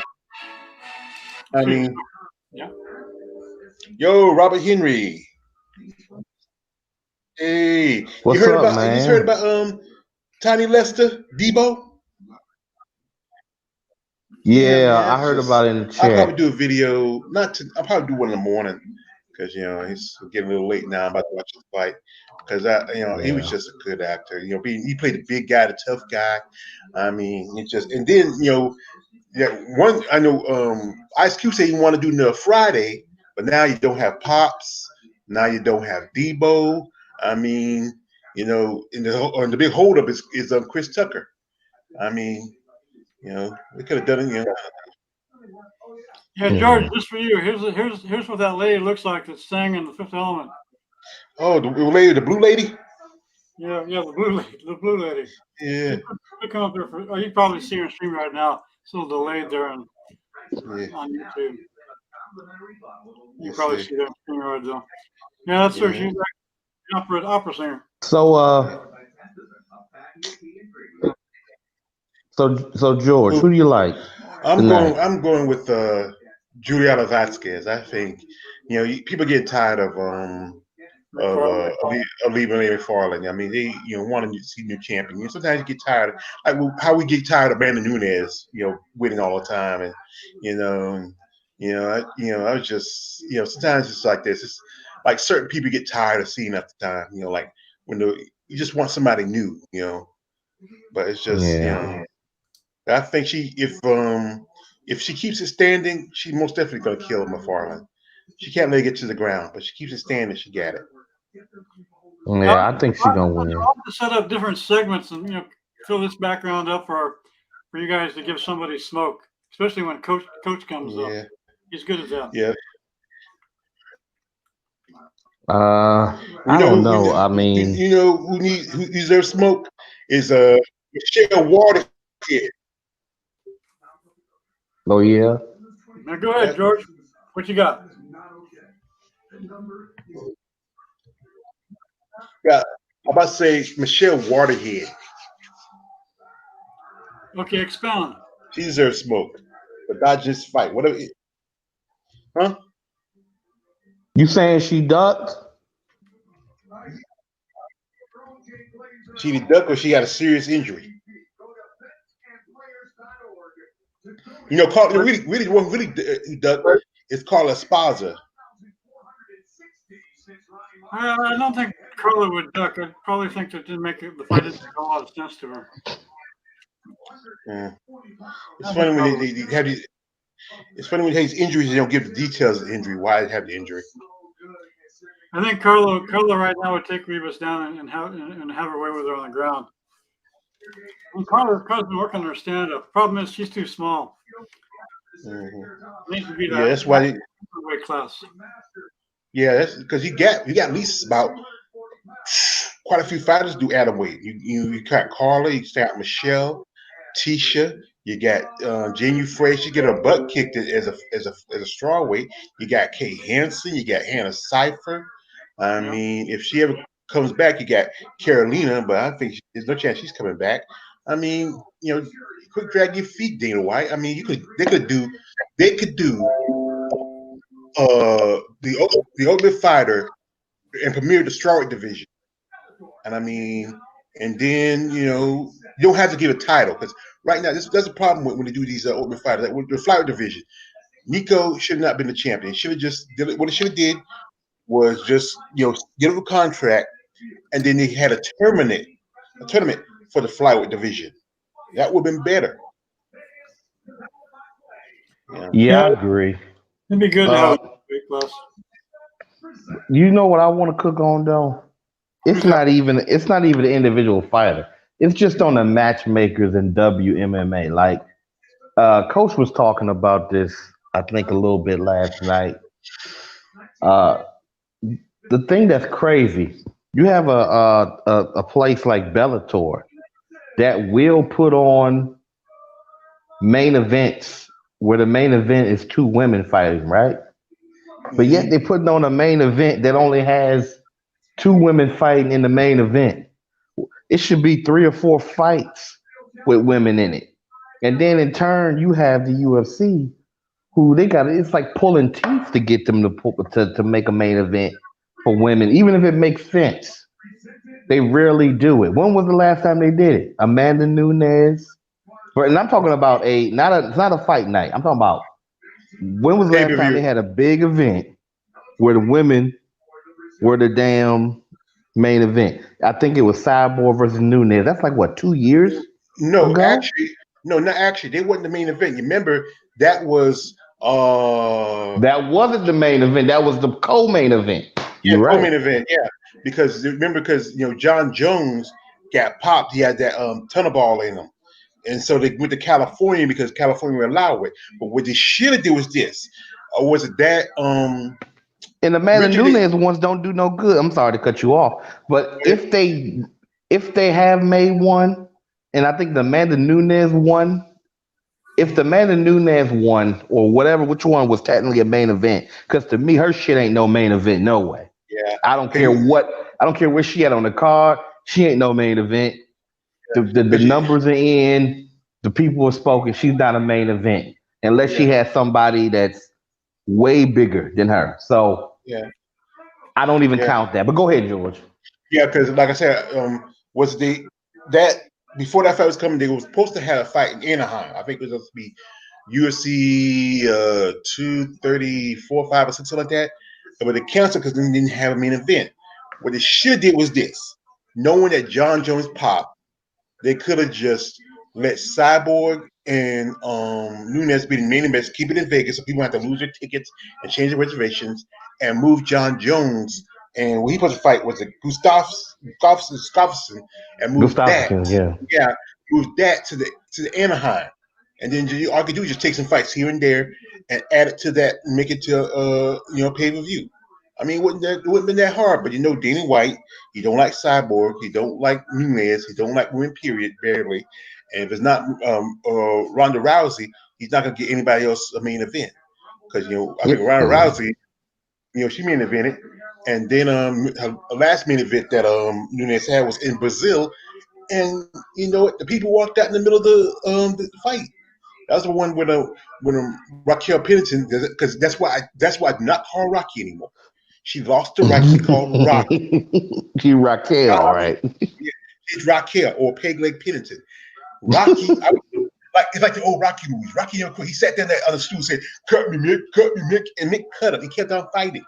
And then just the name Rocky is just synonymous with just being tough and being and keep fighting, and she just lost the use of that name. I don't call her Rocky, because I have to stop myself when I say her name. I call her Raquel. That's who she is. Hey, now, George, let me piggyback off you real quick. Now, I feel like you had a good point. It's like Dana White is still chasing after that Ronda Rousey pay-per-view high, right? Instead of taking his time to actually build up the women and build up each division, so he'll have a consistent flow of people paying and a growing audience.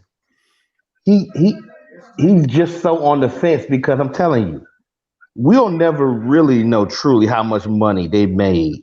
Like the numbers were more to the public back then, so we can get some type of idea. But in terms of merchandising, in terms of packages, I don't know. Sometimes they sell stuff different. Like it probably was so much money, especially compared to right now, that he he seems he just cautious about it. Like I feel like he's been kind of his hand has been forced with Amanda Nunes, like because she's a double champ and she's kind of the number one thing. He's kind of forced to try to push her. But again, the matchmaking to me between both of the two major organizations are horrible.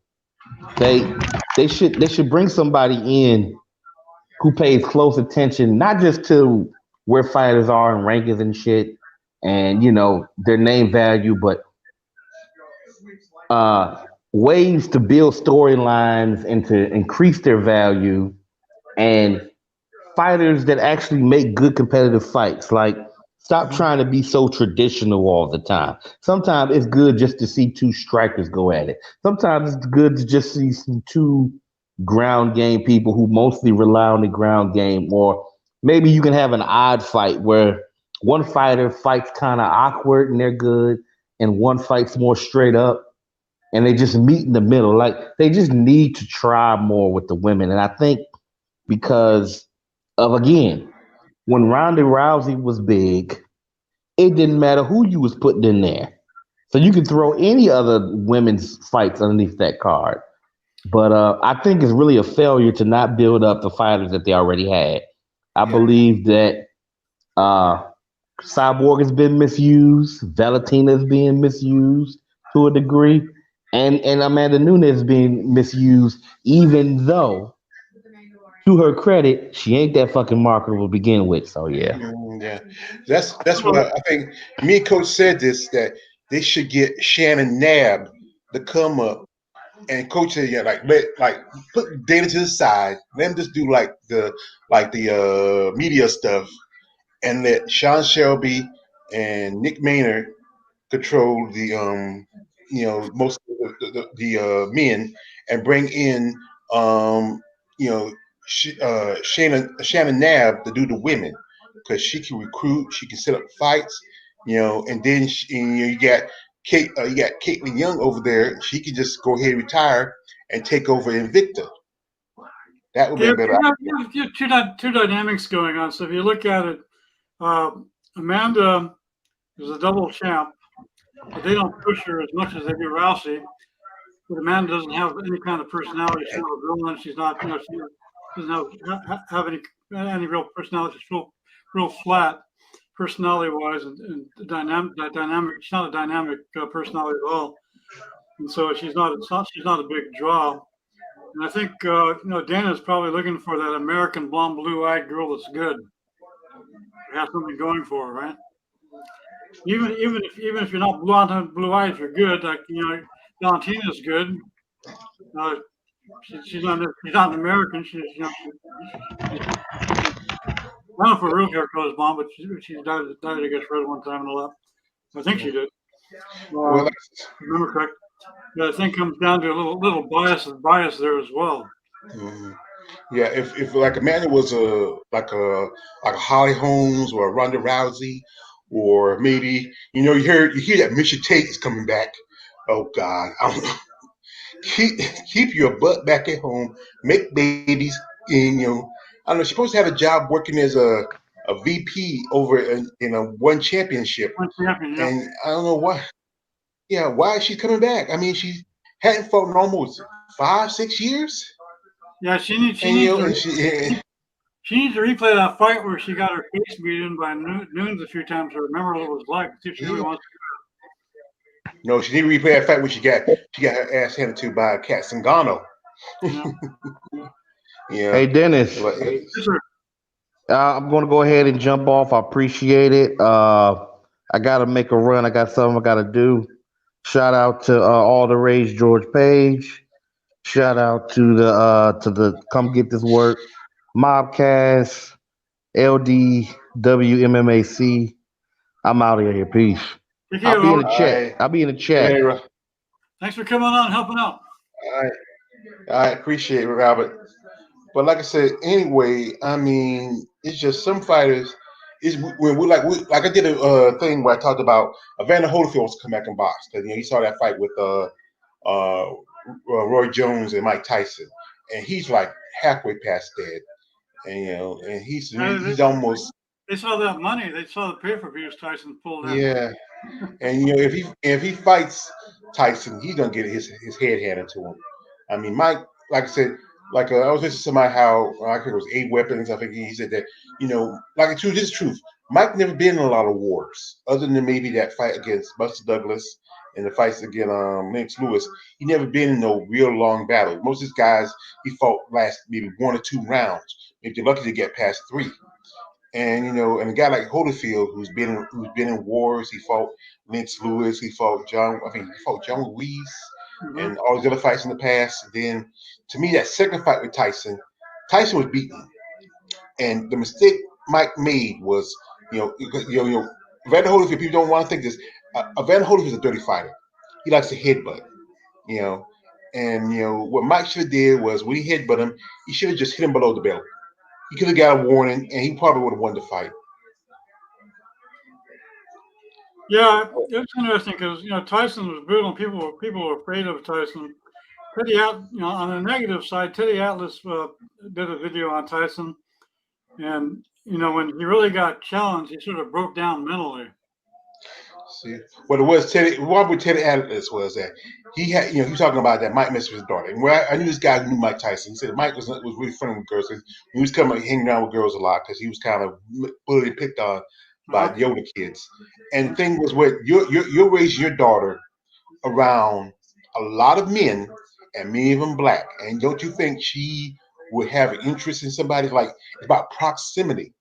you know, and that was the issue with him, Mike Tyson. I think one thing what happened was when his old trainer Rooney died, he lost both Rooney and he lost Cuts, and those are two people who kept them in line. And he got involved with Don King, and that was Don King. He really messed with some guy like Muhammad Ali and other fighters. I mean, that's just somebody who just you don't want to deal with.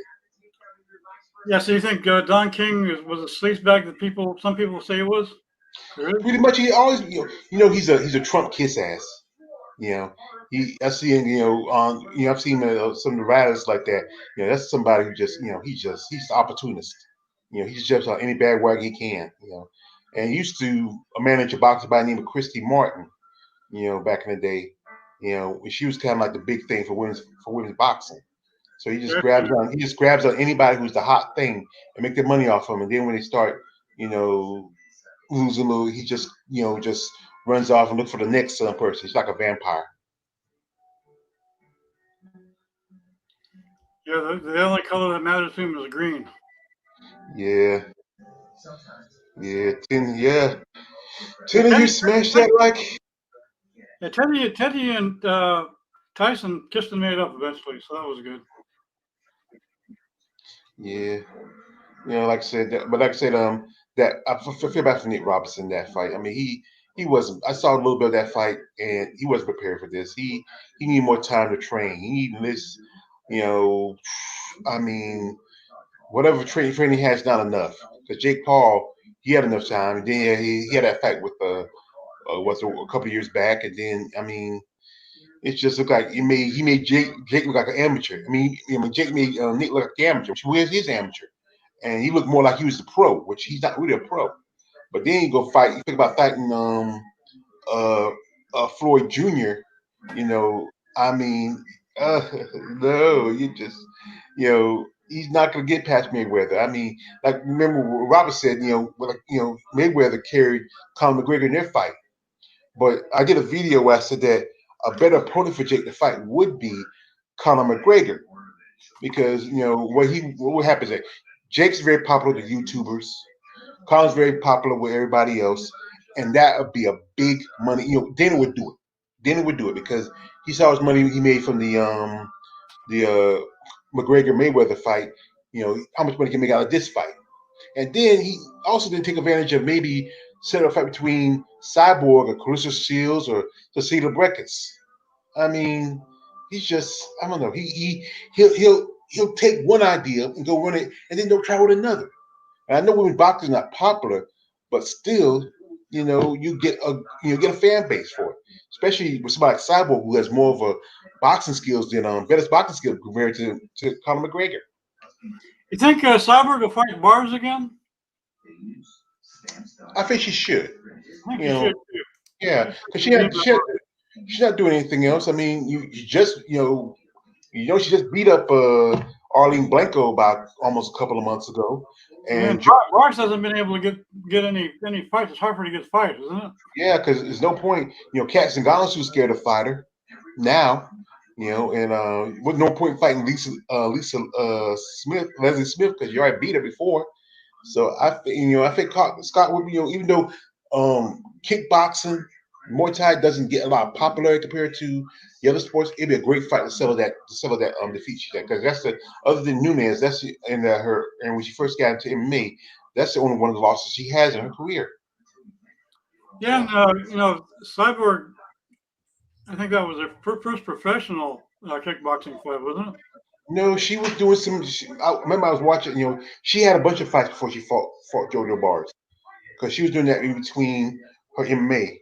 Because she like remember she wasn't.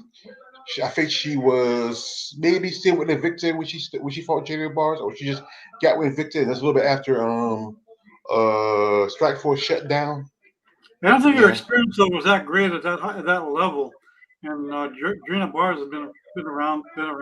She's tough. What I liked about that fight was an entertaining fight. I like watching that fight. yeah, I watched it. It's pretty good. Just really, it was. What? Ever since I've been hanging with Coach.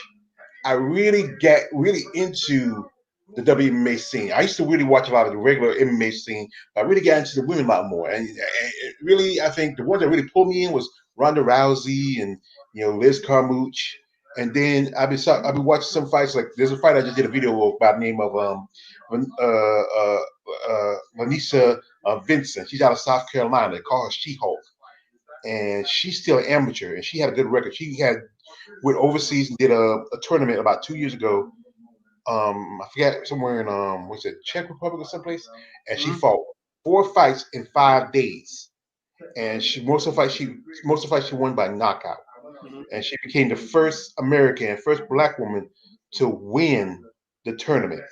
And she's somebody I think Nice. someone like maybe you won't, maybe not UFC, but maybe Invicta or LFA or that new company that one that Kayla Harris is supposed to be fighting on Titan FC or the one that they started like it was about a couple weeks ago XFC would like recruit her because you know what you really need. Especially with black women, there's not that many black women other than like you got Daniel Taylor, you got Mario Renault, you got Shannon Thompson, you got Sarge Eubanks, you got Tisha Tennant. Tisha Tennant should be right now in the UFC. They screwed her over in that fight against Daniel Wolf.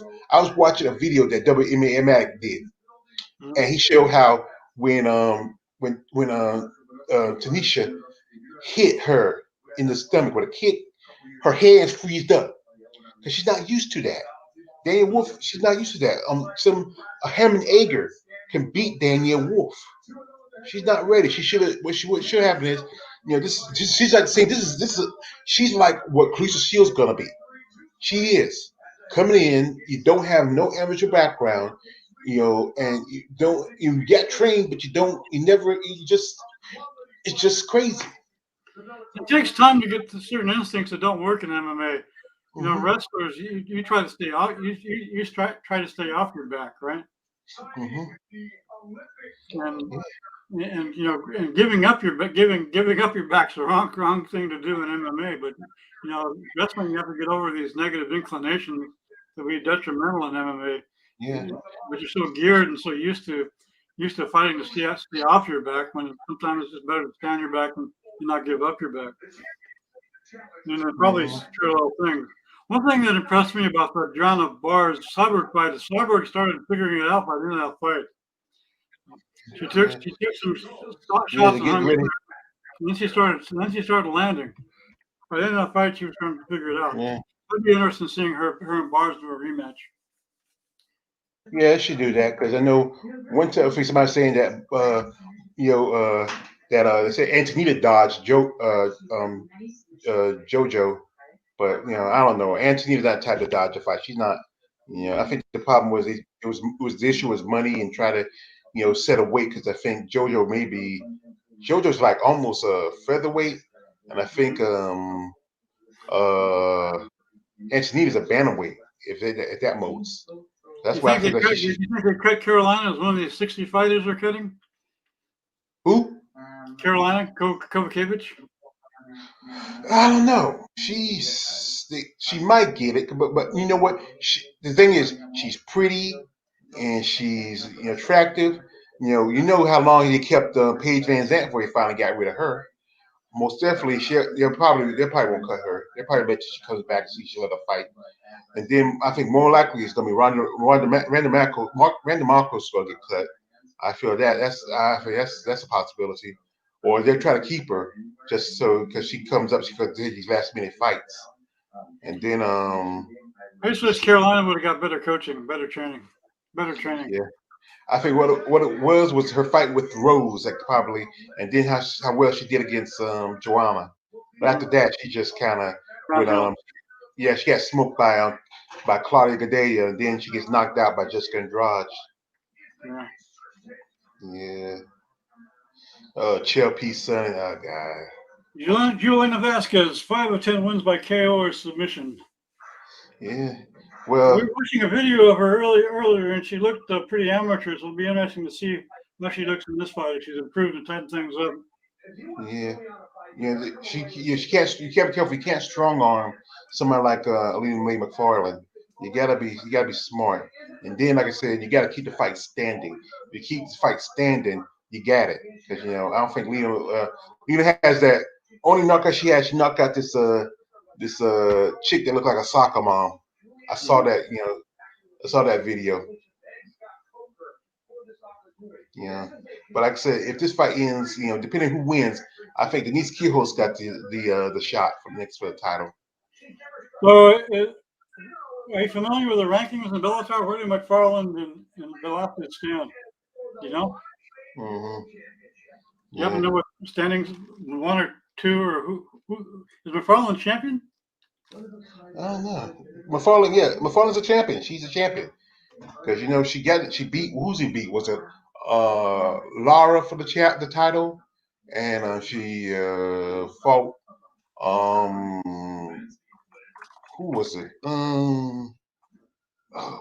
What's her name? She used to be on UFC, but then she jumped over to Bellator. Valerie Turner, and I hadn't seen her fight. I think they might have. I'm surprised she's not got cut either. I hadn't seen her fight almost since that fight against McFarland. Okay. Yo, Robert the Poet's in. Yo, Robert, welcome back. Where'd he go? He's right there. Oh, he's back in chat. Okay. Oh. Well, yeah. I don't see him in the chat. No, they don't want to do that. Let me shut that down. Yeah. I thought he was there for a minute. Yeah, he was there in a minute, but he must have dropped. Yeah. You must accidentally hit Yeah, the button. you was telling me like yeah, because he said that Dennis, he said the coach wants to do the interview with Sabina Mazo live on his On his channel. It'll channel. be 8 p.m. Yeah, Is that pack the tomorrow? house. Is that tomorrow? Ask him what I the think so. tomorrow. Okay. Man, the delay here Yeah, between real time and YouTube is yeah, pretty long. Pretty long. I shut down that yeah, screen on yeah. That's one. Peloton. Yeah, 'cause that's when I do my live stream because I gotta sometimes be on here in the stream yard and then sometimes I check back in the with the in the YouTube stream. I want to just have my laptop. If I could have like two computers, that probably work. But I'm just still growing. Yeah. Yeah, and like I Yeah. said, Marcus is struggling to keep that one eye open for the main event. Hang in there, Marcus. yeah, because it's supposed to be coming on in a few minutes. Because they just did a little interview with Juliana in the locker room just a few minutes ago. I think there's one more fight. One more fight than the main event. One more fight? Oh, I thought maybe it was next. Yeah. But anyway, I was like I said, I got a couple of I got my Must Talk Monday. I'm gonna do a review of the Olympia, which is Miss Olympia, which is the return female bodybuilding to the Olympia weekend.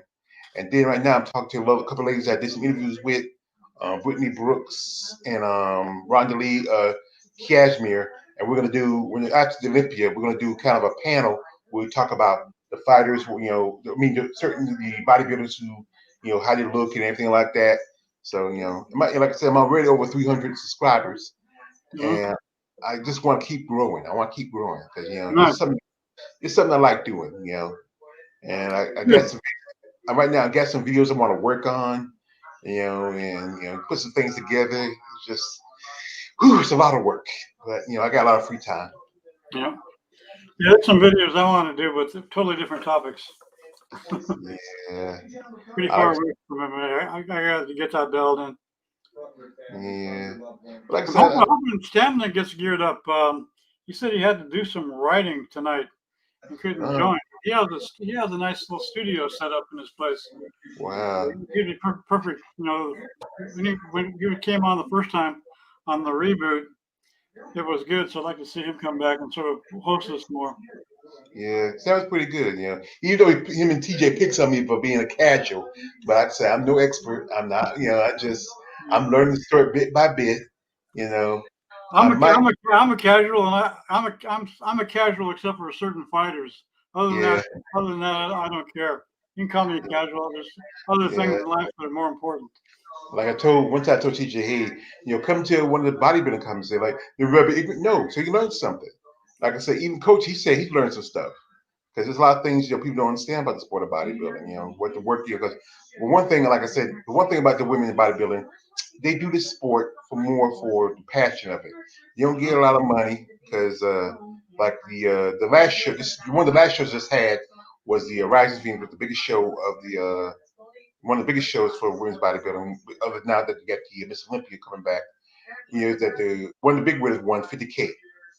And then most of the other shows, you win maybe to $3,000 or $4,000, and that's not much because between training and dieting and travel and your posing suits, that money just kind of is already gone by the time you pay everybody.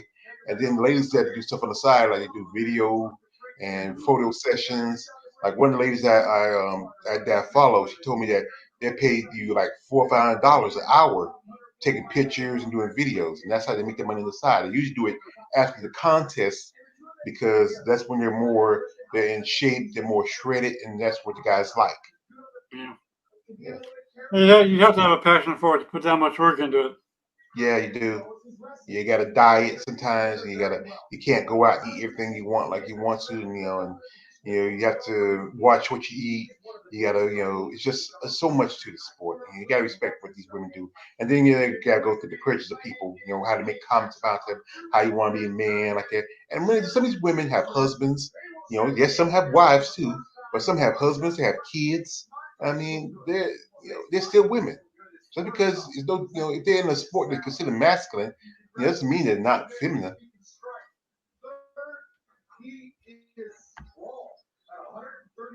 Well, it's our salutes the Yeah, sorry, troops. yeah. I know Marcus, hold in, brother. You gotta wait for one more fight. Maybe they end with a KO or something like that, and then we get to the main event. What you watching on TV, George?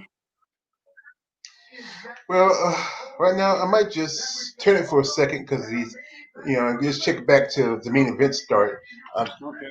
See, what time is it? It's 11 o'clock. I usually watch Star Trek DS9 at 10, but it's already off. So I don't know. Let's see what's on here. I might watch, you know, uh, let's see. I know someone's on. See, college football, basketball. I'm not there. Yeah. Yes. Magomedov versus Mathis. What's his name? Magomedov? Yeah. Another Russian? These Russians are getting really popular in the MMA now, Probably Chechen. Check. Mathis is a 207 plus 270 point underdog. Yeah. Like I said, I don't know most. I don't really barely know many of the Bellator fighters. Only the guys who used to be UFC fighters. You know, other I know one guy, King Mo, but he retired I think King Mo retired last year. I think or was the first this year. Oh, back we go. Yeah, he's been around for a long time. Yeah, and then Scott Coker, he dropped 30 fighters, and then now Dana want to drop 60. He wants to one up Coker. I mean that's what it is. And that's the thing is Well, no, UFC. We were talking about that earlier. UFC is getting sued by a bunch of fighters. well the thing is like when I did my video about the Dana White cutting fighters. Somebody put in the post that he's doing it because Andrew Yang, right? Yeah, politician. Yeah, and he's a big financial expert, and he's friends with Leslie Smith, and Okay. and Leslie Smith, she was trying to create that whole union for fighters.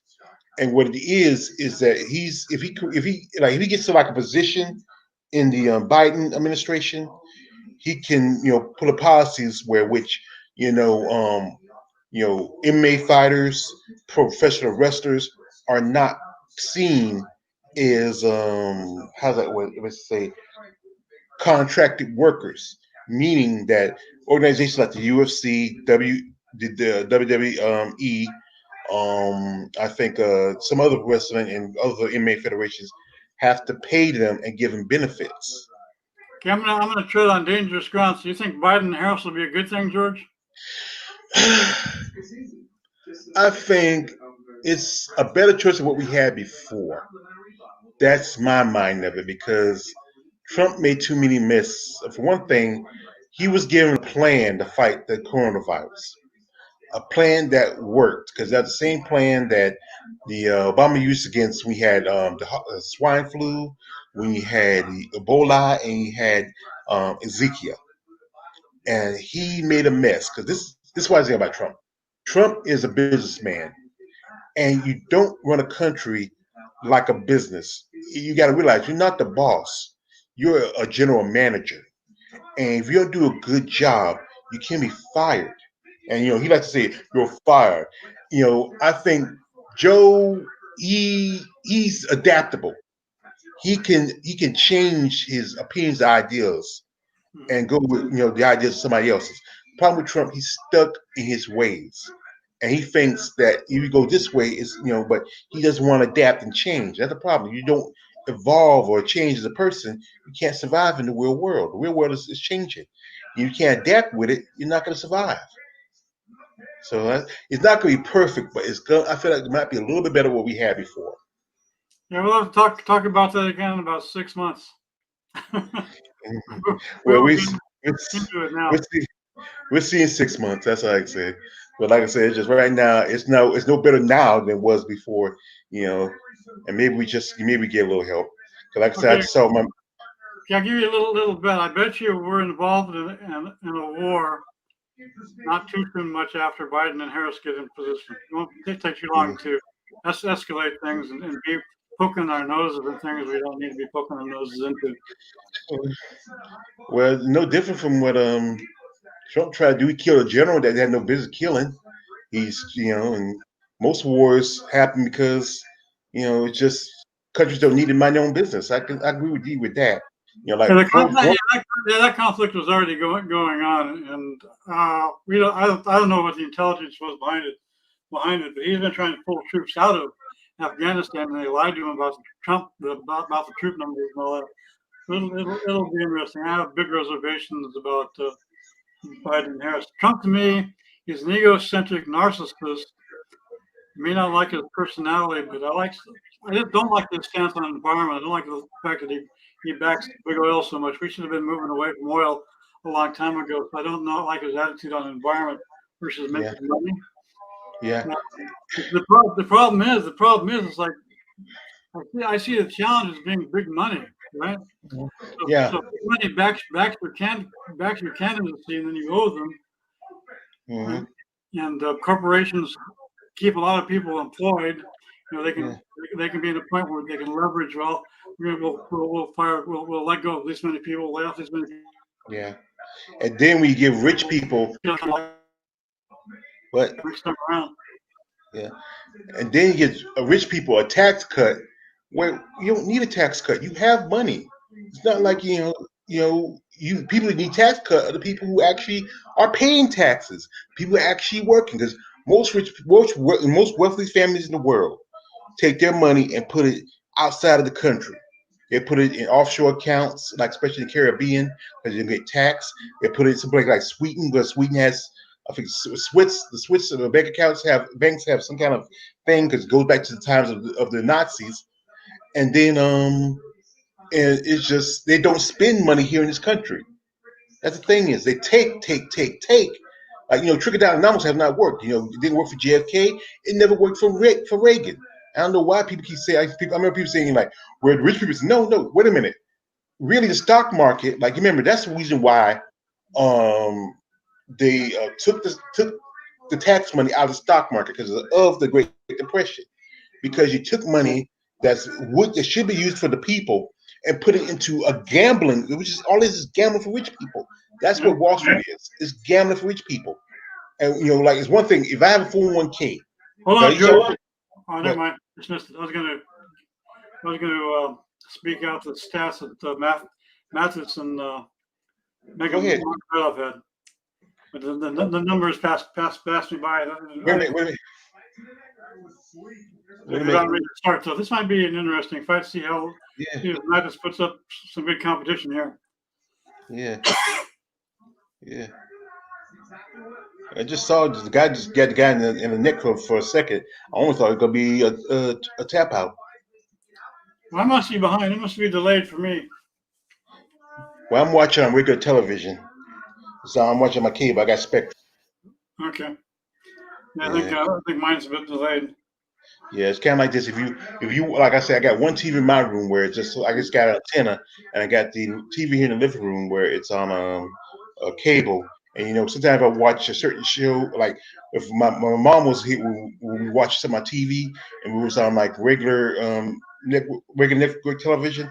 In my room, and you can sometimes hear the difference because something about because digital now, so it's not analog anymore. You can hear the difference. For me, the fight is just starting. Well, for me, the fight's like about 2 minutes in.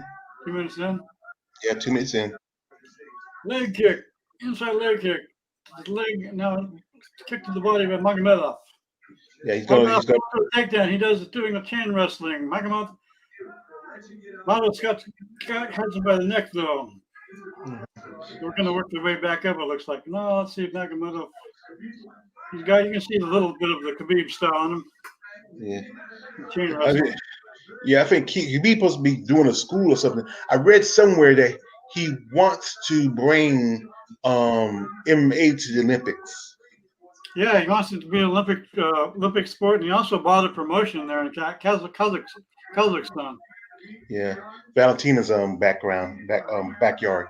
Yeah. Also, I remember years ago, that some people, the IFBB and APC, was trying to bring bodybuilding to the Olympics. And the thing with that, with bodybuilding, even though it's considered a sport, I think some people say it's more of a sport of presentation, it's more a pageant sport than it's actually like, but you get sports like curling and archery in the Olympics. You Yeah. know, I don't know. The thing is, it's you can do it like you got weight classes or whatever else, wherever get gold medals. People get the world, but it's You been ever around watch for a that? long You ever time. watch that Winter Olympics part where they slide those discs on the ice, curling? Yeah, slide that disc on the ice. You have the brooms. Yeah, I got to do the sweeping and try to guide the disc. Yeah, It's sort of interesting in a way. I watched it a little bit, and it got sort of interesting after a while. Boom! Oh, wow! Slam on his head. yeah, Heck. yeah, Now you should, this is Khabib 3. yeah, Mini Khabib. yeah. Khabib might, like I said, well, Dana White's trying to get him to come back. I think he's trying to get him to fight somebody. I think they're talking about trying to maybe get George St. Pierre to fight, but George been out too long. I mean, he might as well just. Yeah, I I think think that time has passed by. Dana had a chance to do that a while back, and he didn't let it happen. that's the thing about Dana White. He'll jump and try to push this fighter, but don't push other fighters like he should. Like and he'll pick his favorites. And that's what it is. You can't have a favorite in this business. You got to, you can have people that you can make money off of, but you have people you see have potential. You need to build their potential. That's the thing. Why, Well, yeah, like someone like, he does that, but in this case, I don't think it was. I think it was about money. So if George would have beat Khabib, then he wouldn't have been. Khabib wouldn't have been a big of a cash cow, right? mm-hmm, George would have been one fight now, like he did with Bisbing, Bis, Bisbang. mm-hmm, yeah, I think because George beat Brisbane that fight, and then that was the last fight he had. That's been almost 2 or 3 years since that fight. And then he has Connor. That's his big money. And and he's supposed to be fighting that guy Dustin Poirier next month. And it just he's somebody. It's just Magomedov keeps on ragdolling Matos. mm, Gets up to his feet and back down again. hmm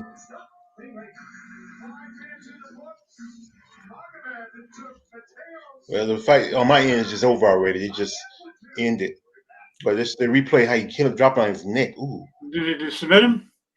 no, it's over. It's just that they're just going to the second Decision. round. No, they're going to the second round. Second round. Okay, first round's over. Okay. Yeah, I'm yeah, about a little over a minute behind you. yeah. So anyway, like as we talk about John Jones going up to I know y'all talking about John Jones going up to heavyweight, and so who you think he's gonna fight? They'll give him a easy fight to build him up, or they're gonna just throw him into the water. I don't know. It'll be interesting to see if he gets to fight with Jan right off the bat or not. Who would you like to see him fight at heavyweight? Maybe he should fight Nagano and see what happens. Yeah. See if 'Cause, Ngannou catches him and takes his head off his neck. that's a possibility. Or let's play it safe. Let's let him fight the Black Beast. He supposed to Black Beast got no opponent right now since Curtis Blade has the coronavirus. So Mm-hmm. maybe fight Derek Lewis. Yeah, let Derek Blade warm up fight. Yeah. Looks like Derek is starting to take things a little more serious. Oh Yeah. man, how'd that guy's arm not get hurt? These guys, I'm telling you, I mean, I couldn't do this for a living. I couldn't. I mean, it just, The way it was slammed, the way it landed, and the attitude that his arm was in, is just crazy. hmm Like I've seen fighters when boxers get knocked down and they fall and sometimes they spring their knee, especially if they don't get the knee popped out right. Mm-hmm. Yeah. And this here, you're not getting hit with just your fist, you're getting hit with everything, all your other appendages.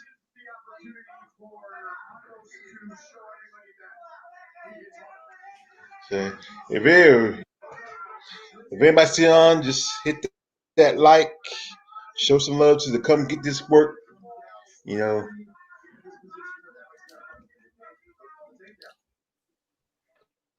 I know. I know Tay was here, but my guess Tay had to go because she has to work in the morning. She's doing a little better now. I'm glad to hear about that. Yeah, she was all fit to recover, but it was brutal for her.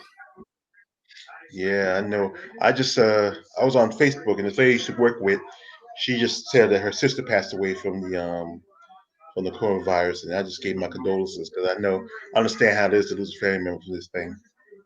Yeah, it's interesting. Some people get it and don't have any symptoms, and other people it takes out. Well, I think the virus.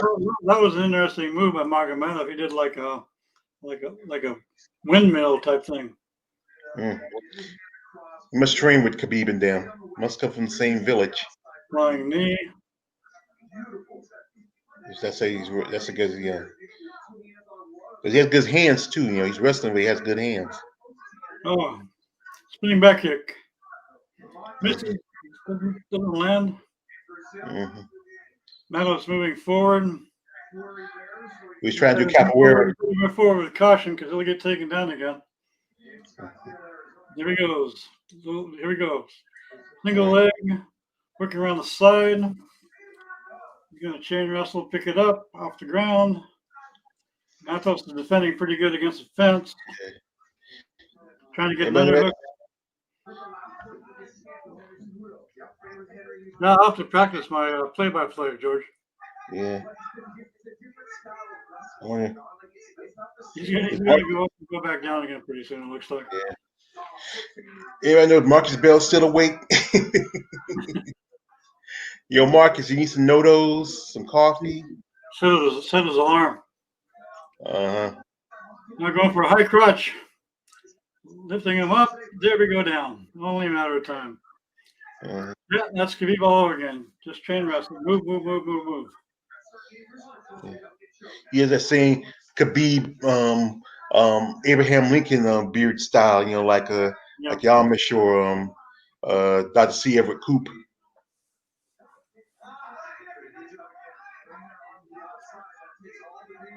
Matos has been defending the submission pretty good, though.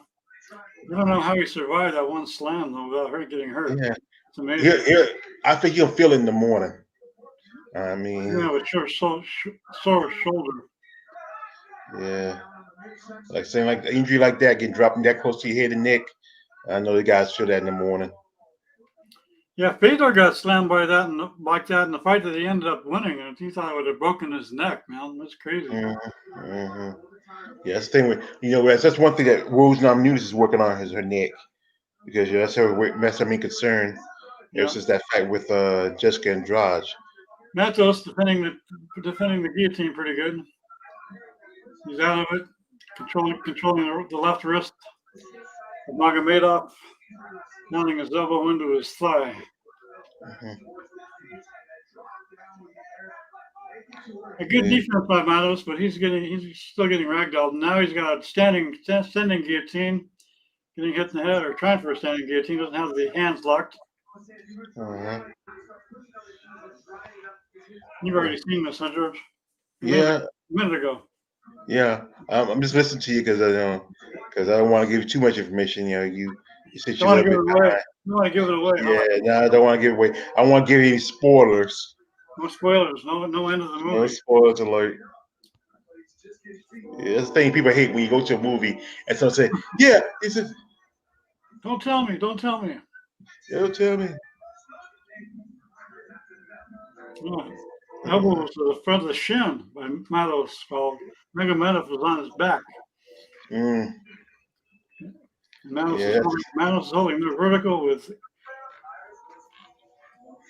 Magomedov has him. What do you call that? Figure forward around the torso, locked in. Give me I'm gonna step away for a second. I'll be right back. Now, I wonder if he went up and did sort of a modified somersault, landed the guy on top of your back on his head.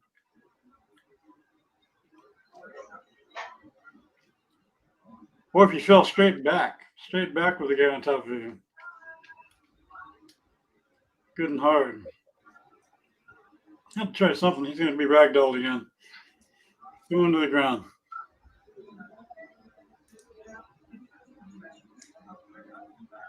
Magomedov is going to win this easy if he hasn't already, since I'm a minute behind. But Magomedov is doing good. The only thing good he's doing is good defense against submissions. See if he wears him out by the end of the third round or in the third round and manages. Oh, knee to the head. That was bad. Magomedov, elbow, end of the round. Now survived and looks like he's complaining about being hit to the back of the head.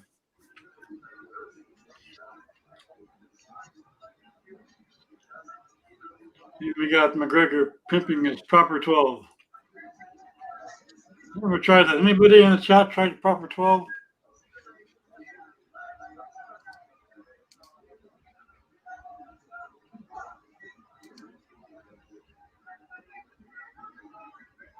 Everybody in the chat's occupied watching the fights.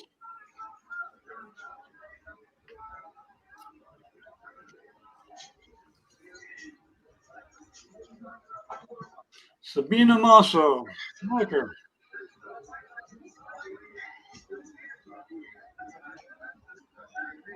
I'll take Mr. Rumble off the screen there.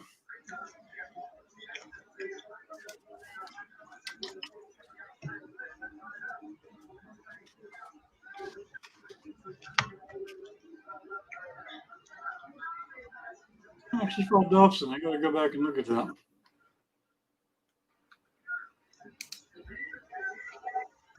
All right, back. I just had to give myself something to drink.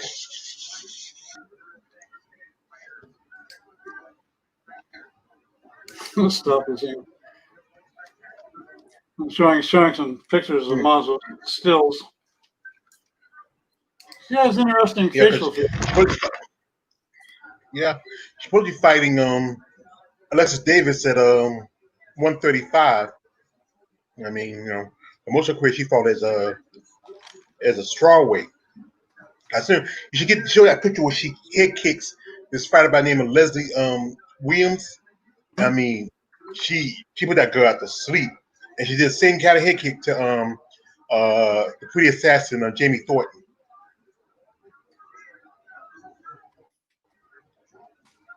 What's her ethnic background? She has interesting facial features. Mazo, is that an Italian name, George? I don't know. You know, it's all depending which you know. Oh, she's Colombian. She's Colombian. She's Colombian. Mm. You know, the Colombian Queen. I should have known that, but I should remember her nickname. Where you know a lot of Germans run down to the part of South America. Yeah. You never know who family is, you know. Yeah. Oh, I'm in trouble. I lost my mouse. Mm-hmm. Uh-oh. Oh, there we go. Is it back? Okay, it's back. Yeah, good. This probably goes to a decision, and Mr. Matos is sore all over. Uh-huh. Yeah, just because this is a third round, and then after that, then you have the main event. That could be an interesting main event. I'm interested to see if Velasquez has improved from that video that I saw earlier of her.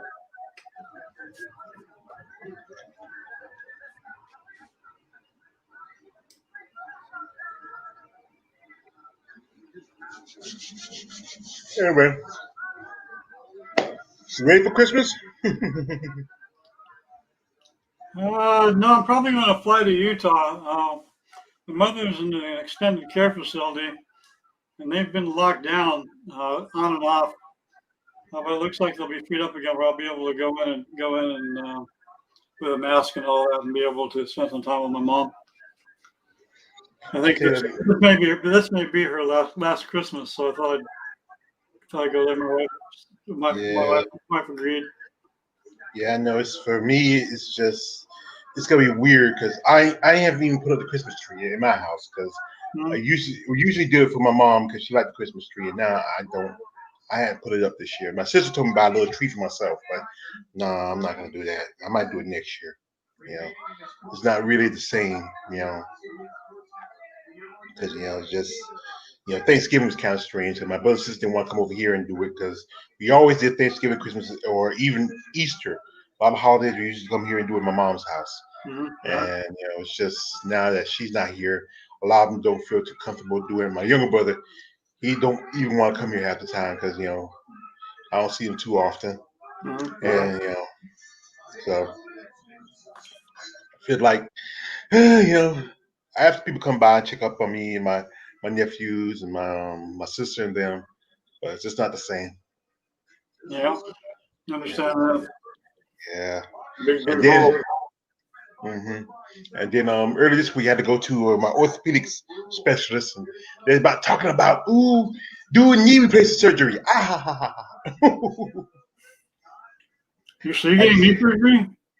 I have arthritis in both my knees, Okay. and my left knee is bone on bone. So what it Oh, does is, yeah, it's compensating and it's passing over because because my left knee is really putting more on my right knee yeah. and my hip. So and I took some shots, for some stuff to help it out. It's helped out a little bit, but I went Steroids? had a no. It's a kind of a gel, and it's supposed to cushion the Oh, okay. yeah, it's supposed to cushion the knee. I went a couple weeks ago to their service. If I had any problems, to give me some more shots, and I went this Monday, and that's when they suggested about maybe getting some testing done. I gotta wait to see how things go, and then probably I gotta go back next Monday. This Monday coming, and then they're gonna tell me what they're gonna want to do, make some suggestions. Right now, I'm not no quick rush to do no surgery. If I do, I need somebody to stay here with me because when you get knee surgery like that, you can't do a lot of moving around. Yeah. So yeah, so I hold off a while for that if I can get some assistance and stuff like that. Yeah, I wish they would. I wish insurances would cover stem cells because they can use your own stem cells. Uh, yes, Cyborg had some stem cell treatments. Yeah, So because that helped a lot. that's the best. Because I remember when you started doing this stem cell research, and these pro-lifers was like, so you can't use it. It's not. You're not really using real babies. You're using genetic material that's human for human. Like we do, we put out this vaccine. Yeah, The thing is, the problem is when they use aborted babies for that. I don't agree with that. you know, but like I said, that's where you got to start from somewhere. But like I Well, said, they can use some of your own stem cells. yeah, They need to do it. I'm against. Abortion is a tough subject, yeah, and it's even worse. You know that black people would be the third largest population, except for the black babies that have been aborted. And that's all a racist thing too. yeah. Thing is, it's funny how a lot of these big time politicians will talk about abortion, but then if their daughter gets pregnant or they get one of the mentors pregnant, they'll be the first ones to go to abortion clinic. Because Yeah. that's the thing is, and then also I remember this one comedian say like this: if men could get pregnant, the abortion clinics would be like a revolving door. It's I just actually met two girls that I talked with once back in California, and both of them used abortion like birth control. One of them had 7 abortions. One of them had 5 abortions. mhm, They're pretty twisted women. mhm. Well, that's the decision, but like this, there's some people so much worried about. I'm nothing. I'm not for or against abortion. It's just what it is. But what, you got to worry about the children that are living because there's children that have been who grow up in abusive homes, and there's children that's in orphanages, and some kids are in But they have you know that has the same causes. If there weren't so many dysfunctional relationships, dysfunctional yeah. people, you wouldn't have the pregnancies and the abortions either. Mhm. Yeah, the dysfunction causes the abuse and everything else. It's a downward spiral. And the racists did their best to weaken the bat. In my mind, did did the best they could to weaken the black family. hmm And also like they they put in like was the the Speedy Project where they tested on like was there 30 40 black men trying to find a cure possible find a cure for syphilis, quote unquote. Yeah, he was using them as guinea pigs. Yeah, Yeah, and another thing I see is the liberals express the liberals that are racist express their racism in one way, and the conservatives express the conservatives that are also racist can express their racism in another. Liberals breed dependency, and the conservative racist Republican on the side denies opportunity. So it's just that racists on both sides of that coin. Yeah, that's why I believe that the black people we have our own party, independent from either one of them, because it's just that's how it's just they're Yeah, both the same party. 'Cause I remember I was watching this documentary a while back how originally, as you remember, the Republicans under Abraham Lincoln freed the slaves and started Reconstruction, but then because they want support from the whites in the South, they let it all go and just like boom, just drop the ball on it. oh yeah, there's a lot of ugly things that they don't teach you about in high school as far as high school history. After the war, there were actually camps that they kept black people in. That died of starvation and everything else. It was like a lot of things you can read about. It's like okay, and that to me that war was they only used slavery as a moral issue as an excuse to fight the war or that part of it brought good because it brought the end of slavery, but there was still a lot of atrocity anyway. But to me, the major reason behind it was economic. Yeah, because what it was, you got to think about the South. They had unpaid labor. You know, Unpaid labor and natural resources. The North didn't have the natural resources; they only had manufacturing. because like I said, my great grandfather was a slave. He was born in slavery, and then you had at the slave industry, a lot of white people didn't want to pay other white people to do their farming, so that sharecroppers. My grandfather's sharecropper, my father's sharecropper. I used to do a little bit of it when I was younger, and that's why it was easy because they could do the work twice as better and cheaper. You know, and then it's always that how politicians do like this. They tell white people, especially poor white people, you're better than black people. You know, if you keep forgetting, Or the black people are going to take your jobs, or the Mexicans are going to take your jobs. yeah, They're going to take the jobs that you don't even want, but they're going to take them. yeah, yeah. I'm talking about these are jobs that you're not getting paid much. You got long hours, and reason why I take because hey, you need a job, and if like this, if you shut down the border and tell we don't even want any more Mexicans coming in, yada yada this, yada yada that, and then and say what you need to work these like they just like they did, but they like these farmers, like these small farmers, and these they depend on these workers because the fact is that they do the work harder, longer, and then it's hard to find anybody else to do it because we used to live out in the country, and then we used to work for some farmers. And then after a while, they shut our houses down. We had to move up here in town, and it's just things changed. And then you had the Mexicans and Hispanics working because they can work cheaper. And you don't have to pay taxes. Some of them you have to register, but they're trying to find a way to get around the system. You can't blame them. And corporate farmers like that. That's a lot of the corporations. Some of the corporations didn't like Trump for that reason because they couldn't get that. He was keeping them from getting cheap labor easily. Yeah, because he didn't want. Remember, he said once said that we shouldn't have to get paid more. Because wait a minute, wait. You shouldn't be working your butt off, especially when the cost of living is getting higher. If you can't keep up with the cost of living, like it's crazy. Like I follow, like I said, I'm friends with nobody, but she is in Canada, and in Canada, they were giving their people $2,000 a month during the pandemic, and that's 1,600 American. Also, they halted all rent and mortgages. All you gotta do is pay your light bills and get food. And here in America, there's people who pretty much like even see me. I get disability because of Mhm. my pacemaker, and I get checked on, but it should be everybody who should get a complete shutdown. I live in government housing, and we should just everybody should be halted on their rent and mortgages. stop loss. But the government should pay the people, like these landlords and all these people, money for them to keep up, so they don't worry about losing rent. And then when everything clears up and they start back, everything again, then don't make people pay back rent.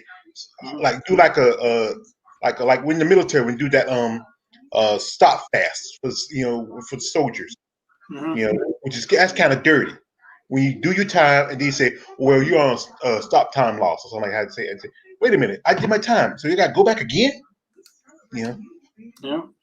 That's something happening. This government is just, we talk about how just great democracy. I'm like I said, I'm learning a lot of stuff because I got a lot of free time.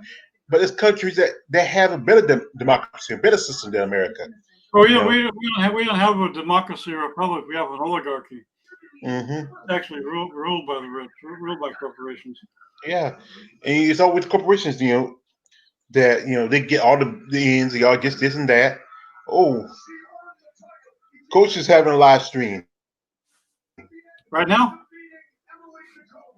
Yeah. Should we jump off and is he doing real time on the McFarlane? Well, he's having. Okay. He's probably like he might be doing that. Yeah, we can, like I said, this was cool, but let's do the coach. He'll be more of a crowd. Everybody's at the party. I don't need to keep you here. People, let me see what he's got going here. Yeah, take a quick look and see what he got. He's doing a live call. We'll shut this down. Yeah. Blow by blow live. Yeah, let's shut it down and we'll go. I don't want to take you away from that. You put it on top. Marcus probably wants to go over there. We'll go ahead and shut this down and we'll join Coach. Yeah. All right, see you over there, George. All right, see you later, Mark. See you later. Yeah, you too. Y'all have a good night. Catch you over at Coach's.